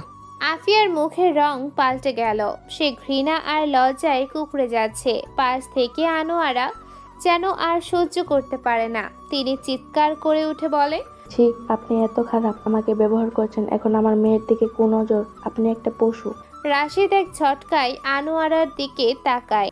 তার মুখ থেকে হাসি মুছে গেছে। কঠিন হিংস্র গলায় বলল, চুপ কর মাগি, তোকে বিয়ে করেছি যাতে আফিয়াকে আদর করতে পারি। তুই তো কেবল একটা মাধ্যম ছিলি। আফিয়া শোনা আর কত অপেক্ষা করাবে? তুমি বলো তো, তোমার জন্যই তো এই সব সম্পত্তি চাই। তুমি রাজি হলে এই বাড়িটা তোমাদেরই থাকবে। কথাটা বলেই রাশেদ আরো এক ধাপ এগিয়ে গেল। সে আফিয়ার ঠোঁটে নোংরাভাবে আঙ্গুল রাখে। এই চূড়ান্ত সীমা লঙ্ঘন আফিয়ার ধৈর্যের বাঁধ ভেঙে দেয়। তার সমস্ত রাগ, ঘৃণা আর বিগত দিনের অপমান যেন এক মুহূর্তে বিস্ফোরিত হলো। সে রাগে ঘেন্নায় কেঁপে ওঠে। আর এক মুহূর্ত দেরি করো না আফিয়া। ঠাস জোরে একটা চর বসিয়ে দিল রাশেদের গালে। চরের শব্দে ড্রয়িং রুমের নিস্তব্ধতা ভেঙে খান খান হয়ে গেছে। আফিয়ার চোখে তখন আগুনের ফুলকি। সে রেগে বলে, জানোয়ার, আমার দিকে তোর কোনো জোর ছিল সবসময়। আমার মায়ের সাথে বাজে কাজ করে এখন আমার কাছে আসতে চাস? শালা কুত্তা, তোর সাহস কত! তোর মুখটা দেখতেও আমার ঘেন্না করে। আনোয়ারা দৌড়ে এসে মেয়েকে ঝাপটে ধরে। ভয় ও গর্বের এক অদ্ভুত মিশ্রণ তার চোখে। আনোয়ারা জানে এই কাজের ফল মারাত্মক হতে পারে। রাশেদ আঘাতপ্রাপ্ত হলেও তার মুখের ভাব দ্রুত পাল্টায়। চরের স্থানে হাত রেখে সে প্রথমে কয়েক সেকেন্ড স্তব্ধ হয়ে থাকে। তারপর সেই শীতল হাসি হাসতে থাকে। তবে এবার হাসিটা ছিল আরো ভয়ঙ্কর। রাশেদ বলে, বেশ খুব তেজ দেখালি তোরা, মনে হচ্ছে তোদের সাহস বেড়েছে।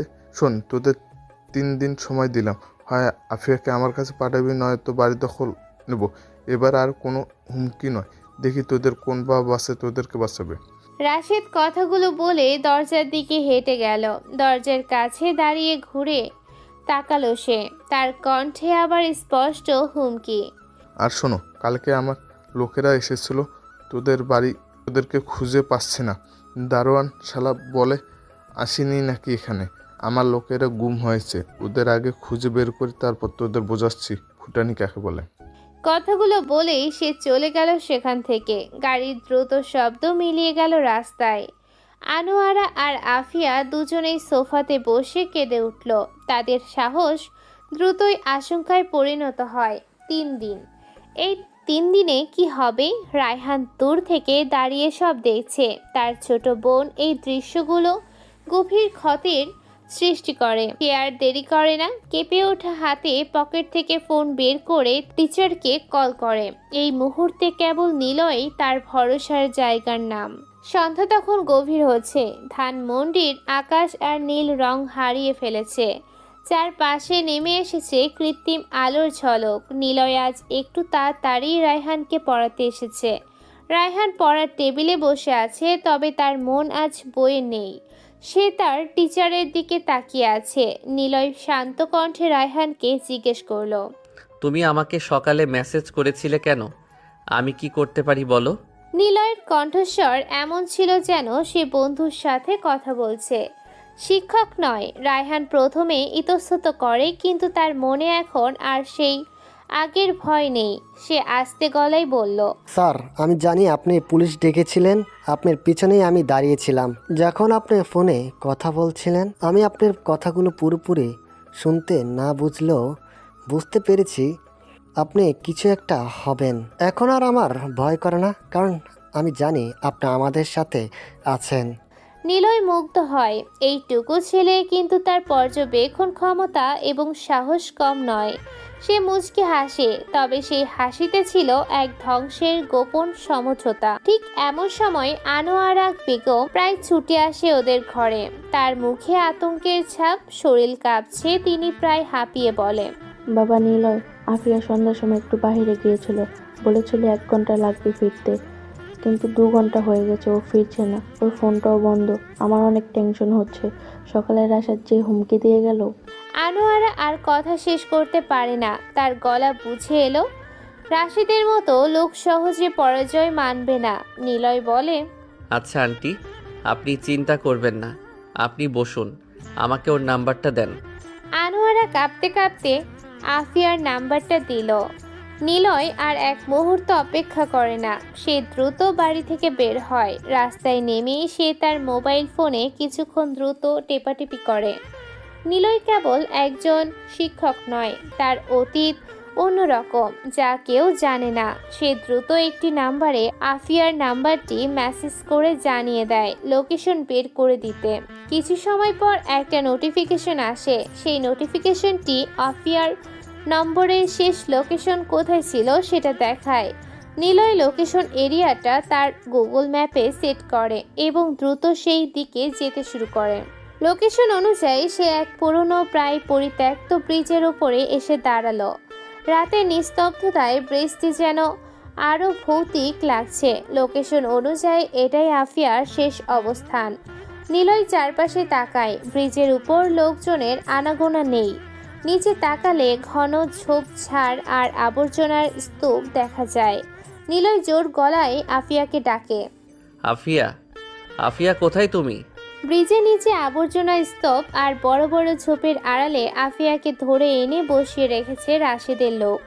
সুজন, নাহিদ আর সজীব, তারা আফিয়ার মুখে টেপ লাগিয়ে দিয়েছে, হাত পা দড়ি দিয়ে শক্ত করে বাঁধা। তারা অপেক্ষা করছে রাত আরও গভীর হওয়ার, যাতে লোকজনের নজরের আড়ালে আফিয়াকে তুলে নিয়ে যাওয়া হয়। আফিয়ার কানে নিলয়ের চিৎকার পৌঁছায়। সে কেঁপে উঠে, তার চোখে জল জমতে শুরু করে। সে করে ওঠার চেষ্টা করে যাতে নিলয় তাকে খুঁজে পায়। নিলয় ওপর থেকে চারপাশ পর্যবেক্ষণ করে।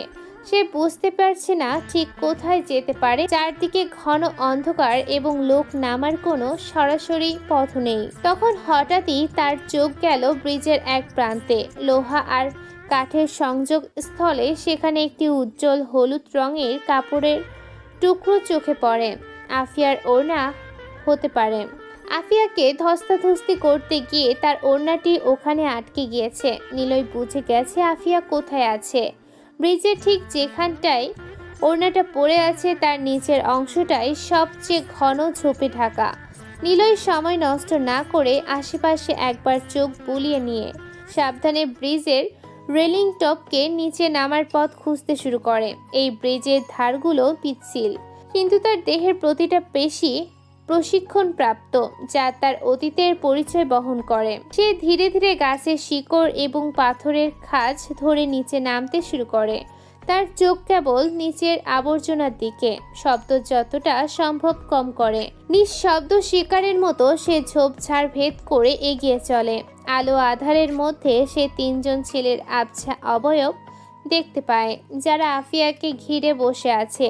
সুজন, নাহিদ আর সজীব গল্প করতে করতে অপেক্ষা করছে। তারা ধরেই নিয়েছে এই অন্ধকারে তাদের কেউ খুঁজে পাবে না। ঠিক তখনই নাহিদ কিছু বুঝে ওঠার আগে নিলয় ঝোপের আড়াল থেকে বিদ্যুৎ গতিতে বেরিয়ে আসে। নিলয়ের গতি ছিল আগুনের শিখার মতো। প্রথম আক্রমণটা সে করে সুজনের উপর। একটা ঘুষি সুজনের চোয়ালে গিয়ে আঘাত করে। সুজন কিছু বলার সুযোগ না পেয়েই মাটিতে লুটিয়ে পড়ে। নাহিদ ও সজীব চমকে ওঠে। তারা ঘুরে দাঁড়ানোর আগেই নিলয় ঝাঁপিয়ে পড়ে নাহিদের উপর। দুজনের মধ্যে শুরু হয় মারামারি। নাহিদ আঘাত করার চেষ্টা করতেই নিলয় তার হাত ধরে দ্রুত একটা মোচকা দিল। নাহিদের আর্তনাদ অন্ধকারে মিলিয়ে যায়। সে যন্ত্রণায় কুঁকড়িয়ে গেল। সজীব ভয় পেয়ে তার পকেট থেকে চাকু বের করতে যায়, কিন্তু নিলয় তাকে সেই সুযোগ দেয় না। নিলয় দ্রুত সজীবের দিকে এগিয়ে আসে। তার পেটে ও বুকে কয়েকটি দ্রুত আঘাত করল। সজীব চাকুসহ মাটিতে পড়ে যায়, যন্ত্রণায় গড়াগড়ি করতে থাকে। মাত্র কয়েক সেকেন্ডের মধ্যে তিনজন ছেলে মাটিতে আধমরা হয়ে পড়ে থাকে। নিলয় তাদের দিকে আর তাকায় না। সে দ্রুত আফিয়ার কাছে আসে। আফিয়া তখনও শব্দ করছে, তার চোখ জলে ভেজা। নিলয় সজীবের ছোট ধারালো ছুরি বের করে অতি সাবধানে আফিয়ার হাত আর পায়ের বাঁধন কেটে দিল। তারপর মুখের টেপটা ধীরে ধীরে তুলে নেয়। আফিয়া শ্বাস নিতে নিতেই নিজেকে মুক্ত করে। তার চোখে তখন কৃতজ্ঞতা, ভয় আর এক ধরনের গভীরতা আবেশে ভরে গেছে। নিলয় কোনো কথা বলার সুযোগ পায় না। আফিয়া সরাসরি ছুটে এসে নিলয়কে শক্ত করে জড়িয়ে ধরে। নিলয় এক মুহূর্তের জন্য স্তব্ধ হয়ে যায়, কিন্তু দ্রুত নিজেকে সামলে নিল।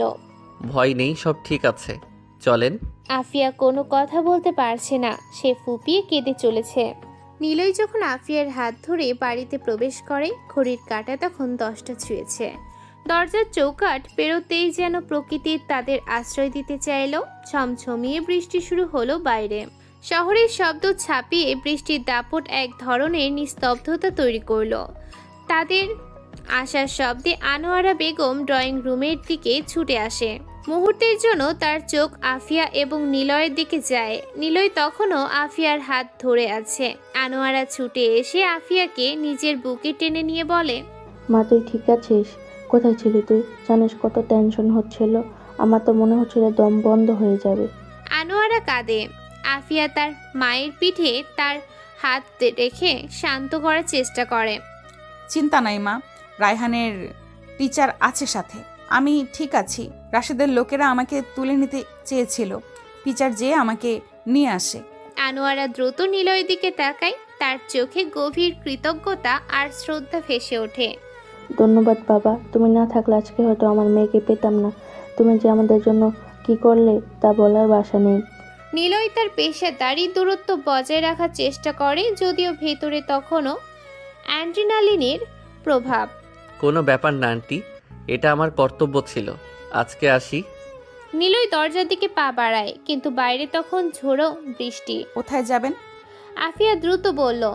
তার কণ্ঠে ছিল এক ধরনের অধিকারবোধ এবং দুশ্চিন্তা। বাইরে কি বৃষ্টি হচ্ছে? রাতও অনেক হয়েছে, আজ যেতে হবে না, নয়তো অপেক্ষা করেন, বৃষ্টি কমলে যাবেন। আর গেলেও গাড়ি পাবেন না আর। আফিয়ার কথাতে নিলয় দরজার কাছে এসে থেমে যায়। বৃষ্টির তীব্রতা আফিয়ার কথা সত্যি মনে হলো। এই দুর্যোগপূর্ণ রাতে হেঁটে তার বাড়িতে ফেরা প্রায় অসম্ভব। সে ঘুরে তাকালো আফিয়ার দিকে। আফিয়া এক দৃষ্টিতেই তাকিয়ে আছে তার দিকে। তার চোখে অনুরোধ নয়, যেন এক ধরনের নীরব দাবি। তার গোছানো চুল, সালোয়ার আর ওড়নার ফাঁকে বেশ মিষ্টি লাগছে তাকে। নিলয় আফিয়ার এই তীব্র চাহনিতে সামান্য অপ্রস্তুত হয়। সে চোখ নামিয়ে রাখে। তার বরফ ঠান্ডা মুখোশের আড়ালে এক চিলতে লজ্জা ফুটে ওঠে। আনোয়ারা পরিস্থিতি সামলে নিয়ে বলে, হ্যাঁ বাবা, আফিয়া ঠিকই বলেছে, তুমি বসো এখন। যদি বেশি রাত হয় তাহলে থেকে যাবে। বাড়িতে কি রুমের অভাব আছে নাকি? তুমি বসো, আমি চা পাঠাচ্ছি, রাহানকে ডেকে দিচ্ছি। উনি চলে যায়। জি আচ্ছা। নিলয় মাথা নেড়ে সম্মতি জানালো। সোফাতে গিয়ে বসে। রায়হানও দ্রুত এসে নিলয়ের পাশে বসলো। তার চোখে অদম্য কৌতূহল। আফিয়া আর আনোয়ারা চলে যায়। কিছু সময় পর আনোয়ারা বেগম ট্রেতে করে গরম চা আর বিস্কুট দিয়ে যায়। নিলয় আর রায়হান দুজনে বসে চা খাচ্ছে। বাইরের বৃষ্টি তখনও সমান তালে চলছে। রায়হানের কৌতূহল আর চাপা রইল না। সে গলা নামিয়ে নিলয়ের দিকে ঝুঁকে প্রশ্ন করে, স্যার, আপনি আসলে কে বলেন তো? আপনি কি শুধু কি একজন টিচার? নিলয় চায়ের কাপে চুমুক দিল। তার চোখ বাইরের বৃষ্টির দিকে। কেন এখন এমন মনে হচ্ছে কেন? আপুকে কিভাবে পেলেন? আপনি কিভাবে জানতেন আপু কোথায় আছে? আর ওই চারজনকে পুলিশে বা কিভাবে ধরেছিল? আপনিই তো ফোন করেছিলেন, আমি জানি। রায়হান এক নাগাড়ে প্রশ্ন করে চলল। নিলয় মুচকি হাসে। সে জানে রায়হান এত সহজে ছেড়ে দেবে না। সে উত্তর এড়িয়ে যাওয়ার চেষ্টা করে। এটা জাদু, তুমি বুঝবে না, ছোটদের এসব জানতে নেই। আমি বুঝি স্যার, আমি তো ক্লাস 8-এ পড়ি, কিন্তু আসল বিষয়টা বুঝতে পারছি না। বলুন না স্যার, আপনি কি পুলিশের চাকরি করেন নাকি আর্মির লোক? রায়হানের প্রশ্ন আরও তীক্ষ্ণ হয়। নিলয় রায়হানের মাথায় আলতো চাপ দিয়ে বলে, আচ্ছা, কালকে সব কিছু বুঝতে পারবা। এখন বসে থাকো আর চুপচাপ চা খাও। রায়হান মেনে নিল না। সে আরও ব্যক্তিগত প্রশ্নে চলে গেল। এইবার সে নিলয়ের বরফ ঠান্ডা প্রকৃতিতে ফাটল ধরানোর চেষ্টা করে। স্যার, আমার আপুকে আপনার কেমন লাগে? নিলয় প্রায় চমকে ওঠে। সে চায়ের কাপ নামিয়ে রাখে, যেন গরম তরল গলায় আটকে গেছে। তার চোখ মুখ মুহূর্তের জন্য বিবর্ণ হয়ে যায়। কেমন লাগে মানে? এটা কি ধরনের প্রশ্ন? নিলয় লজ্জায় একটা ঢোক গিলল। রায়হান মুচকি হাসে। তার চোখে দুষ্টুমি ভরা। সে বুঝতে পারছে এই শিক্ষক তার আপুর প্রতি আকর্ষণ বোধ করে। আমার আপুর হাবভাব বলছে সে আপনাকে পছন্দ করে। আপু খুব খুশি হয়েছে আপনি ওকে বাঁচিয়েছেন বলে। নিলয় আর সহ্য করতে পারে না। সে সামান্য কঠোর হওয়ার চেষ্টা করে বলে, চুপ, যাও রুমে গিয়ে পড়তে বসো, তোমার কালকে অনেক পড়া বাকি আছে। রায়হান নড়ে না। সে নিলয়কে আরো চেপে ধরে বলে, এখন কে পড়বে? আজকে তো আপনি থেকে যাবেন, আর আপু আপনাকে পছন্দ করে, আপনিও করেন, আমি বুঝতে পারছি। নিলয় তাড়াতাড়ি রায়হানের কান টেনে ধরে মৃদু বকা দেয়। রায়হান খিলখিল করে হেসে ওঠে। ঠিক এমন সময় আফিয়া খাবারের ট্রে হাতে ড্রয়িং রুমে প্রবেশ করে। তার মুখে এক ধরনের লাজুক হাসি। রায়হান আর নিলয়ের কথোপকথন সে কতটা শুনেছে তা বোঝা যায় না। ট্রেতে গরম রুটি আর মাংসের ঝোল। আফিয়া রায়হানকে উদ্দেশ্য করে বলল, এই দুষ্টুমি করিস না, তারকে খেতে দে। আফিয়া ট্রেটা সোফা টেবিলের উপর রাখে। তার চোখ একবার নিলয়ের চোখে পড়ে। দুজনের চোখে কয়েক সেকেন্ডের নীরবতা। এক নীরব ভাষা বিনিময় হচ্ছে। আফিয়ার চোখ ঝলমল করছে আর নিলয় দ্রুত চোখ নামিয়ে নেয়। আফিয়া খাবারের ট্রে রেখে চলে যাওয়ার পর নিলয় আর রায়হান একসাথে বসে খাবার খায়। বাইরে তখন বৃষ্টির দাপট বেড়েই চলেছে। আজ যেন বৃষ্টি থামার নামগন্ধ নেই, বরং বাতাসের সাথে মিশে আরো জোরে আছড়ে পড়ছে চারপাশের প্রকৃতিতে। রায়হানের কৌতূহলী প্রশ্নগুলো এখন সাময়িকভাবে চাপা পড়েছে খাবারের উষ্ণতার নিচে। খাবার শেষে নিলয় সোফা থেকে উঠে বারান্দায় এসে দাঁড়ায়। বৃষ্টির দিকে তাকিয়ে রইল সে। ভারী বৃষ্টিতে শহরের পরিচিত শব্দগুলো ধুয়ে গেছে। চারপাশে এক ধরনের শান্ত তবুও শক্তিশালী গর্জন হচ্ছে। তার ঠান্ডা দৃষ্টিতে যেন সেই উথাল প্রকৃতিতেই মাপার চেষ্টা চলছে। ঠিক তখনই সে অনুভব করে তার পেছনে কেউ একজন এসে দাঁড়িয়েছে। খুব মৃদু পায়ের শব্দ, কিন্তু গভীর রাতে সেই শব্দও তার প্রশিক্ষিত কানে ধরা পড়ে। নিলয় ধীরে ধীরে ঘুরে তাকায়। সামনে দাঁড়িয়ে আফিয়া। নিলয়ের হৃদস্পন্দন যেন এক মুহূর্তের জন্য থেমে গেল। এই আফিয়া সেই বিধ্বস্ত বা লাজুক আফিয়া নয়। সে পরে আছে এক গাঢ় পিঙ্ক রঙের শাড়ি, যা তার শরীরের বাঁকগুলোকে আরও আকর্ষণীয় করে তুলেছে। ভেজা রাতের আবছা আলোয় শাড়ির রং যেন আরও উজ্জ্বল হয়ে উঠেছে। শাড়ির আঁচল তার কাঁধের উপর আলগাভাবে বিন্যস্ত, যা এক ধরনের সাহসী লাবণ্য তৈরি করেছে। আফিয়া একটু এগিয়ে এলো। তার চোখে স্পষ্ট দুষ্টুমি আর এক ধরনের আত্মবিশ্বাসী আকর্ষণ করছে। সে সরাসরি নিলয়ের চোখে চোখ রেখে বলল, এই যে টিচার, আমার দিকে তাকিয়ে বলেন তো শাড়িতে আমাকে হট সেক্সি লাগছে কিনা। আমি কিন্তু আপনার জন্য শাড়ি পরেছি, ভালো করে তাকান। আমাকে এই গাঢ় পিঙ্ক শাড়িতে কোনো মডেলের মতো লাগছে, তাই না? নিলয় চমকে ওঠে। এমন সরাসরি অকপট এবং আবেগপূর্ণ কথা সে কোনো মেয়ের কাছে থেকে শোনেনি। তাই এই পরিস্থিতিতে তার কি বলা উচিত সে বুঝতে পারছে না। নিলয়ের বরফ ঠান্ডা মুখোশের নিচে এক তীব্র লজ্জা আর অস্থিরতা অনুভব হয়। এভাবে কোনো মেয়ে কথা বলতে পারে নিলয় ধারণা করেনি। সে চোখ সরাতেও পারছে না, কারণ আফিয়ার চোখে তখন এক ধরনের চ্যালেঞ্জ। আফিয়া তার এই নীরবতা উপভোগ করছে। বুঝতে পেরেই হেসে বলল, কি হলো, কথা বলছেন না কেন? টিচার হিসেবে আপনার তো খুব স্পষ্টবাদী হওয়া উচিত। নিলয় নিজেকে সামলে নিয়ে খুব সাবধানে প্রশ্ন করে, আপনি এত রাতে শাড়ি পরেছেন কেন?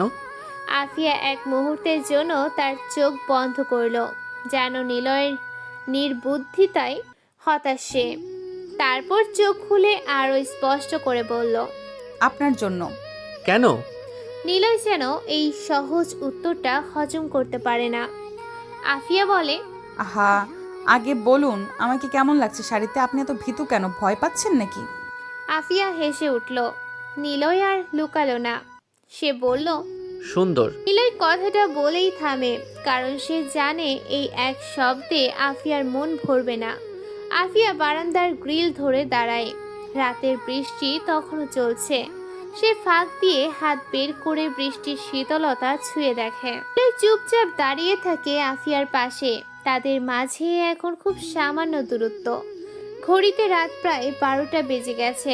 এই মেয়ের পাগলামিগুলো এবং তার স্বতঃস্ফূর্ততা নিলয় ভেতরে ভেতরে উপভোগ করছে। তার জীবনে এমন নির্ভেজাল মুহূর্ত খুব কমই এসেছে। আফিয়া আর চোখে নিলয়ের দিকে তাকায়। তার বুকটা হাসি ঠাট্টায় ভরে ওঠে।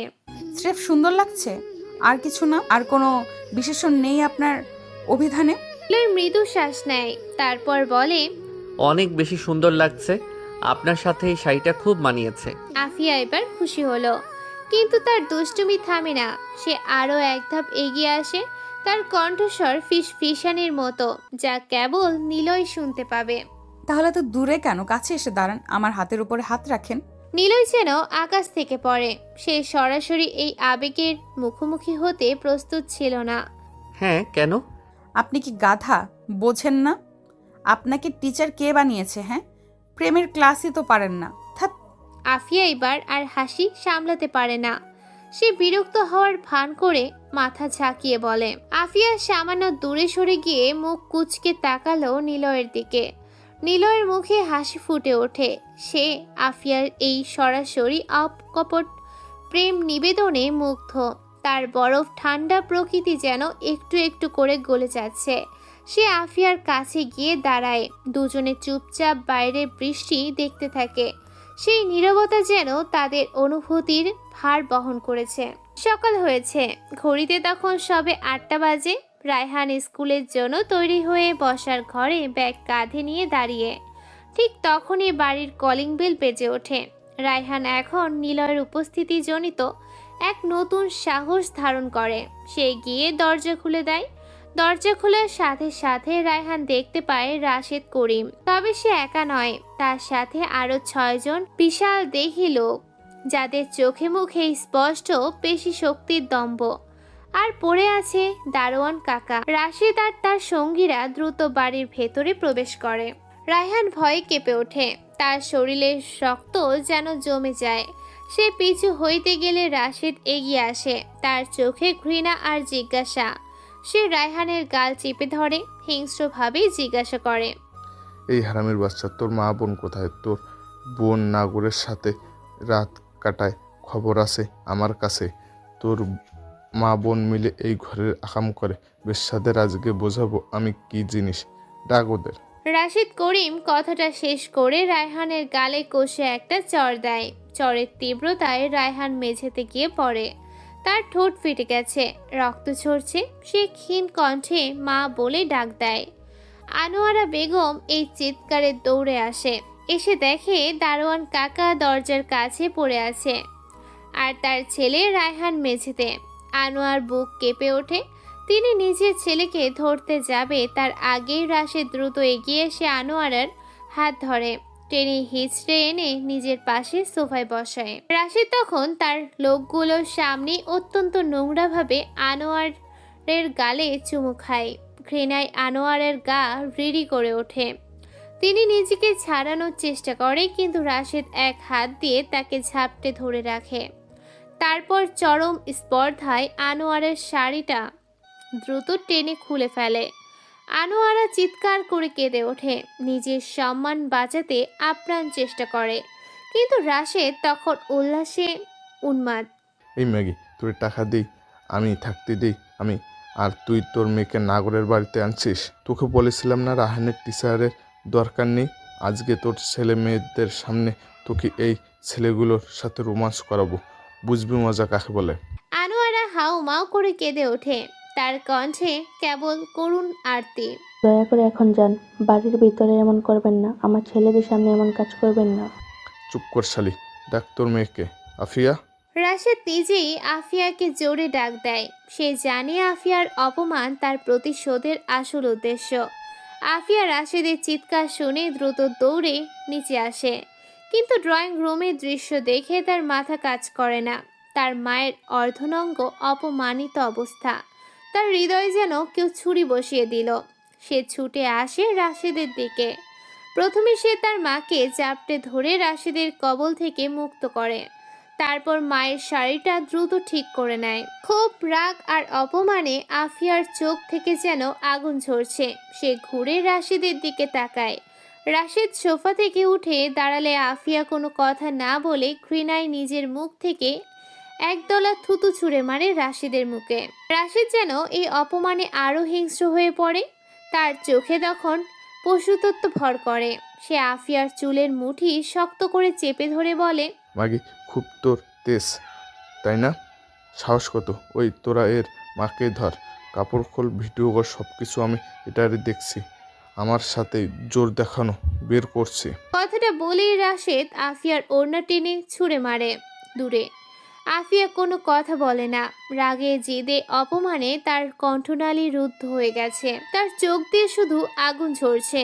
কিন্তু আনোয়ারা চিৎকার করে তার মেয়েকে ছেড়ে দেওয়ার জন্য আকুতি জানায়। রাশেদ তখন আফিয়ার আরও কাছে আসে, তার গালে একটা চুমুও দেয়। এরপর সে আফিয়ার গা থেকে টি শার্ট খুলতে যাবে, ঠিক তখনই একটা নরম হিসেবি কণ্ঠস্বর তার কানে আসে। সবাই ঘুরে তাকায়। সিঁড়ির উপরে দাঁড়িয়ে আছে নিলয়। চোখে সামান্য ঘুমের রেশ থাকলেও তার দৃষ্টি ছিল বরফের মতো ঠান্ডা এবং কঠিন। তার মুখটা সম্পূর্ণ ভাবলেশহীন, যেন সে কেবল একজন পেশাদার পর্যবেক্ষণ। নিলয় অত্যন্ত শান্ত কণ্ঠে বলল, এত তারা কিসের বস? একটু রয়ে সয়ে কাজটা করুন। নিলয়ের কণ্ঠস্বর যা ছিল সম্পূর্ণ অপ্রত্যাশিত, পুরো ড্রয়িং রুমে যেন শীতল স্রোত বয়ে দিল। নিলয়কে দেখে রাশেদ হেসে ফেলল, তার চোখে উপহাস। অন্যদিকে আনোয়ারা বেগম লজ্জায় কুঁকড়ে গেল। নিজের ছেলের টিচারের সামনে এমন বিব্রতকর, প্রায় বিভস্ত্র অবস্থাতে পড়বে তা তিনি কখনো কল্পনাও করেনি। রাশেদের লোকেরা তখনও আশেপাশে দাঁড়িয়ে। নিলয় ধীর পায়ে এগিয়ে এলো। তার চোখে কোনো ভাবান্তর নেই, কোনো আবেগ নেই। সে মেঝের দিকে তাকায় যেখানে আনোয়ারার শাড়িটা পরে আছে। শাড়িটা কুড়িয়ে নিয়ে আনোয়ারার গায়ের উপর দেয়। একটা আলতো ভরসা দেয়া কণ্ঠে বলল, চিন্তা নাই আন্টি। রাশেদ তখনও দেখতে থাকে নিলয়ের এই নিরুত্তাপ সাহস তাকে আরো উত্তেজিত করে তোলে। নিলয় কোনো তাড়াহুড়ো না করে ড্রয়িং রুমের এক প্রান্তে একটি সোফাতে গিয়ে বসে, যেন সে এই মাত্র তার দিনের ক্লাস শুরু করতে এসেছে। রাশেদ তখন আফিয়ার চুল ছেড়ে দেয়। সে এগিয়ে এসে নিলয়ের সামনে দাঁড়ায়, তার চোখে হিংস্রতা ফুটে ওঠে। তাহলে আফিয়ার সাথে রাত কাটিয়েছিস? তোকে সাবধান করেছিলাম আফিয়া থেকে দূরে থাকতে, টিচারের মতো থাকতে। তুই কথা শুনলি না, এ বাড়িতে রাত কাটাতে শুরু করেছিস। আজকে ওদের এই বাড়িটা থেকে এমনভাবে বের করব ওরা বুঝবে আমি কি জিনিস। তুই বাধা দিলে তোকে মেরে ফেলবো। হাসে, তার হাসিটা মৃদু কিন্তু অদ্ভুত রকমের আত্মবিশ্বাসী দেখায়। ঘরের ভেতরে উপস্থিত সবাই অবাক হলো। এমন চরম উত্তেজনার পরিস্থিতিতে কে হাসে? নিলয় হাসি থামিয়ে বলল, এই বাড়ি তো তাদের, তারা বের হবে কিভাবে? বাড়ি আমার। উহু, রাশেদ সাহেব, আপনি অনেক চালাক মানুষ, অনেক বুদ্ধি আপনার, কিন্তু লো ফুলটস বলে 6 মারতে গিয়ে বোল্ড আউট হলেন। ওভার কনফিডেন্স মানে? রাশেদ দ্বিধাগ্রস্তভাবে প্রশ্ন করে। তার মনে সন্দেহ দানা বাঁধতে শুরু করেছে। নিলয় তখন ধীরে ধীরে প্রতিটি শব্দ মেপে তার আসল পরিচয় এবং সমস্ত পরিকল্পনার মুখোশ উন্মোচন করে। তার কণ্ঠস্বর এখন শিক্ষকের নয়, যেন সে কোনো মামলার রায় পড়ে শোনাচ্ছে। সে বলে, মানে খুব সহজ, রায়হানের বাবাকে আপনি খুন করেছেন। তিনি আপনার কাছে 5 কোটি টাকা পায়, আপনি দেবেন করে দেননি, বরং তার বিশ্বস্ততার সুযোগ নিয়ে আপনি বিজনেসের আড়ালে নিজে গড়ে তুলেছিলেন ড্রাগস বিজনেস, যা আফিয়ার বাবা জানতে পারে। ফলে তিনি বলেছিলেন টাকা শোধ করে দিয়ে যার যার বিজনেস আলাদা করে নিতে, কিন্তু আপনি তা চাননি, তাই তাকে ডেকে নিয়ে খুন করেন। আপনি তাকে লোক দিয়ে পানিতে চুবিয়ে মেরে ফেলেন, তারপর তার বাড়িতে জানিয়ে দেন উনি পানিতে ডুবে মারা যান এবং সেই সুযোগে বাড়িটা দখল করে নেন।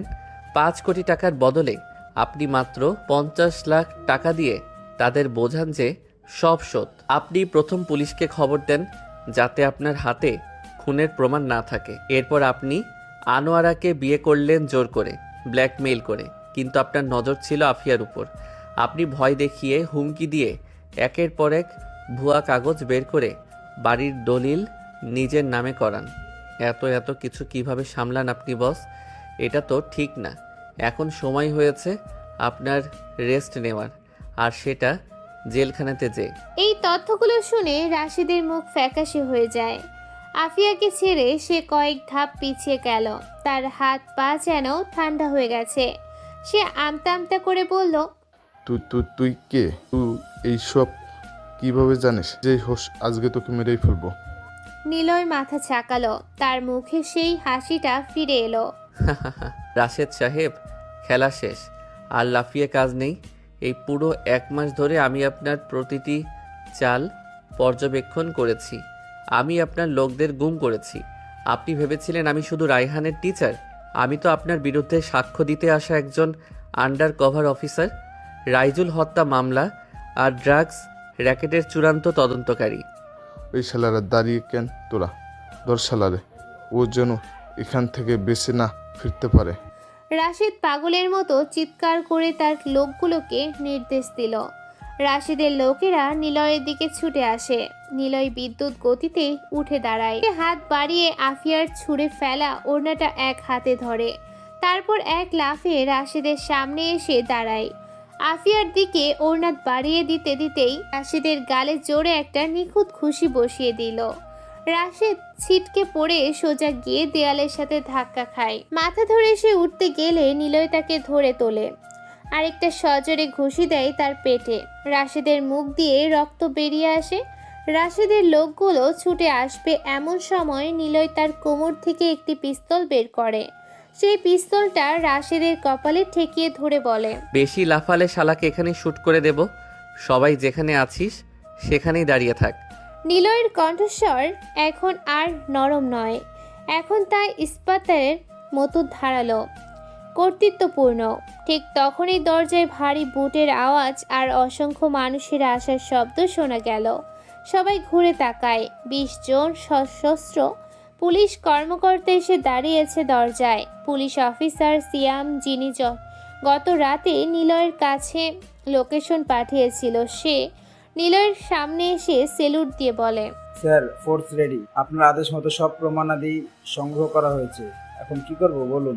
নিলয় তখন রাশেদের কপাল থেকে পিস্তল সরিয়ে সোজা হয়ে দাঁড়ায়। তারপর নিলয় শান্ত ভঙ্গিতে সোফাতে এসে বসলো। তার চোখে তখন তার আর কোনো অপটতা নেই, শুধু এক তীব্র হিসেবি স্থিরতা বিরাজ করছে। সে রায়হানকে তার পাশে বসিয়ে নিল। আফিয়াকে ইশারা করে তার মা আনোয়ারাকে নিয়ে বসতে। দুই মা মেয়েও এসে বসে। তাদের শরীর তখন উত্তেজনায় কাঁপছে, তবে চোখে এক নতুন ভরসা। সিয়াম তার দলবল নিয়ে দ্রুত কাজ শুরু করে দিল।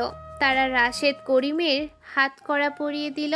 পুলিশগুলো বাকিদের পিটাতে শুরু করে। কিছু সময় পর 6 জন লোক মাটিতে পড়ে থাকে। তাদেরকেও দ্রুত হাত কড়া পরিয়ে দেয় পুলিশেরা। নিলয় ধীরে ধীরে কথা বলা শুরু করে। ভয় পেও না আফিয়া, আমি হলাম গোয়েন্দা পুলিশের হেড অফিসার। আমার আসল নাম নিলয় আহমেদ। আফিয়া, আনোয়ারা এবং রায়হান 3 জনই এই পরিচয় শুনে চমকে ওঠে। আফিয়া তখনও নিলয়ের দিকে তাকিয়ে। তার বিশ্বাস হচ্ছিল না যে এই মানুষটি এত বড় পরিচয় লুকিয়ে রেখে এত কাছে ছিল। নিলয় বলতে থাকে, তোমার বাবা রাইজুল হক ছিলেন আমার বাবার পরিচিত বন্ধু। আমার বাবার নাম নাভিদ আহমেদ। তারা প্রায় সময়ই একসাথে আড্ডা দিতেন, যদিও ভিন্ন পেশার মানুষ ছিলেন। তোমার বাবার মৃত্যুতে আমার বাবা অনেক কষ্ট পান, বিশেষ করে যখন তিনি জানতে পারেন যে এটা কোনো সাধারণ দুর্ঘটনা নয়। তিনি আমাকে এই কেসটা নিতে বলেন, যদিও সরকারি খাতায় এটা ছিল স্বাভাবিক মৃত্যু। সব প্রমাণ জোগাড় করতে আমার 2 বছর লেগে গেছে, কারণ রাশেদ করিম খুবই চালু লোক ছিল। সে পুরনো লোকদের কাউকে বাঁচিয়ে রাখেনি। তবে একটা সূত্র ধরে করিম নামের একজন সহযোগী এখনও বেঁচে ছিল। তাকে আমি খুঁজে বের করি। তার কাছ থেকে সব ইনফরমেশন নেই, যা আমার বাবার সন্দেহকে নিশ্চিত করে।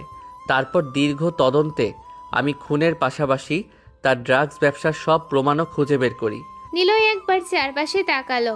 রাশেদ তখনও ক্রোধে ফুঁসছে, কিন্তু হাত করা তাকে শান্ত থাকতে বাধ্য করছে। নিলয় বলে, এরপর এখানে আসি প্রাইভেট টিচার হয়ে। রাশেদকে হাতে নাতে ধরা এবং তার এই অবৈধ কর্মকাণ্ডের প্রমাণ জোগাড় করতে এই বাড়িতে আসাটা দরকার ছিল।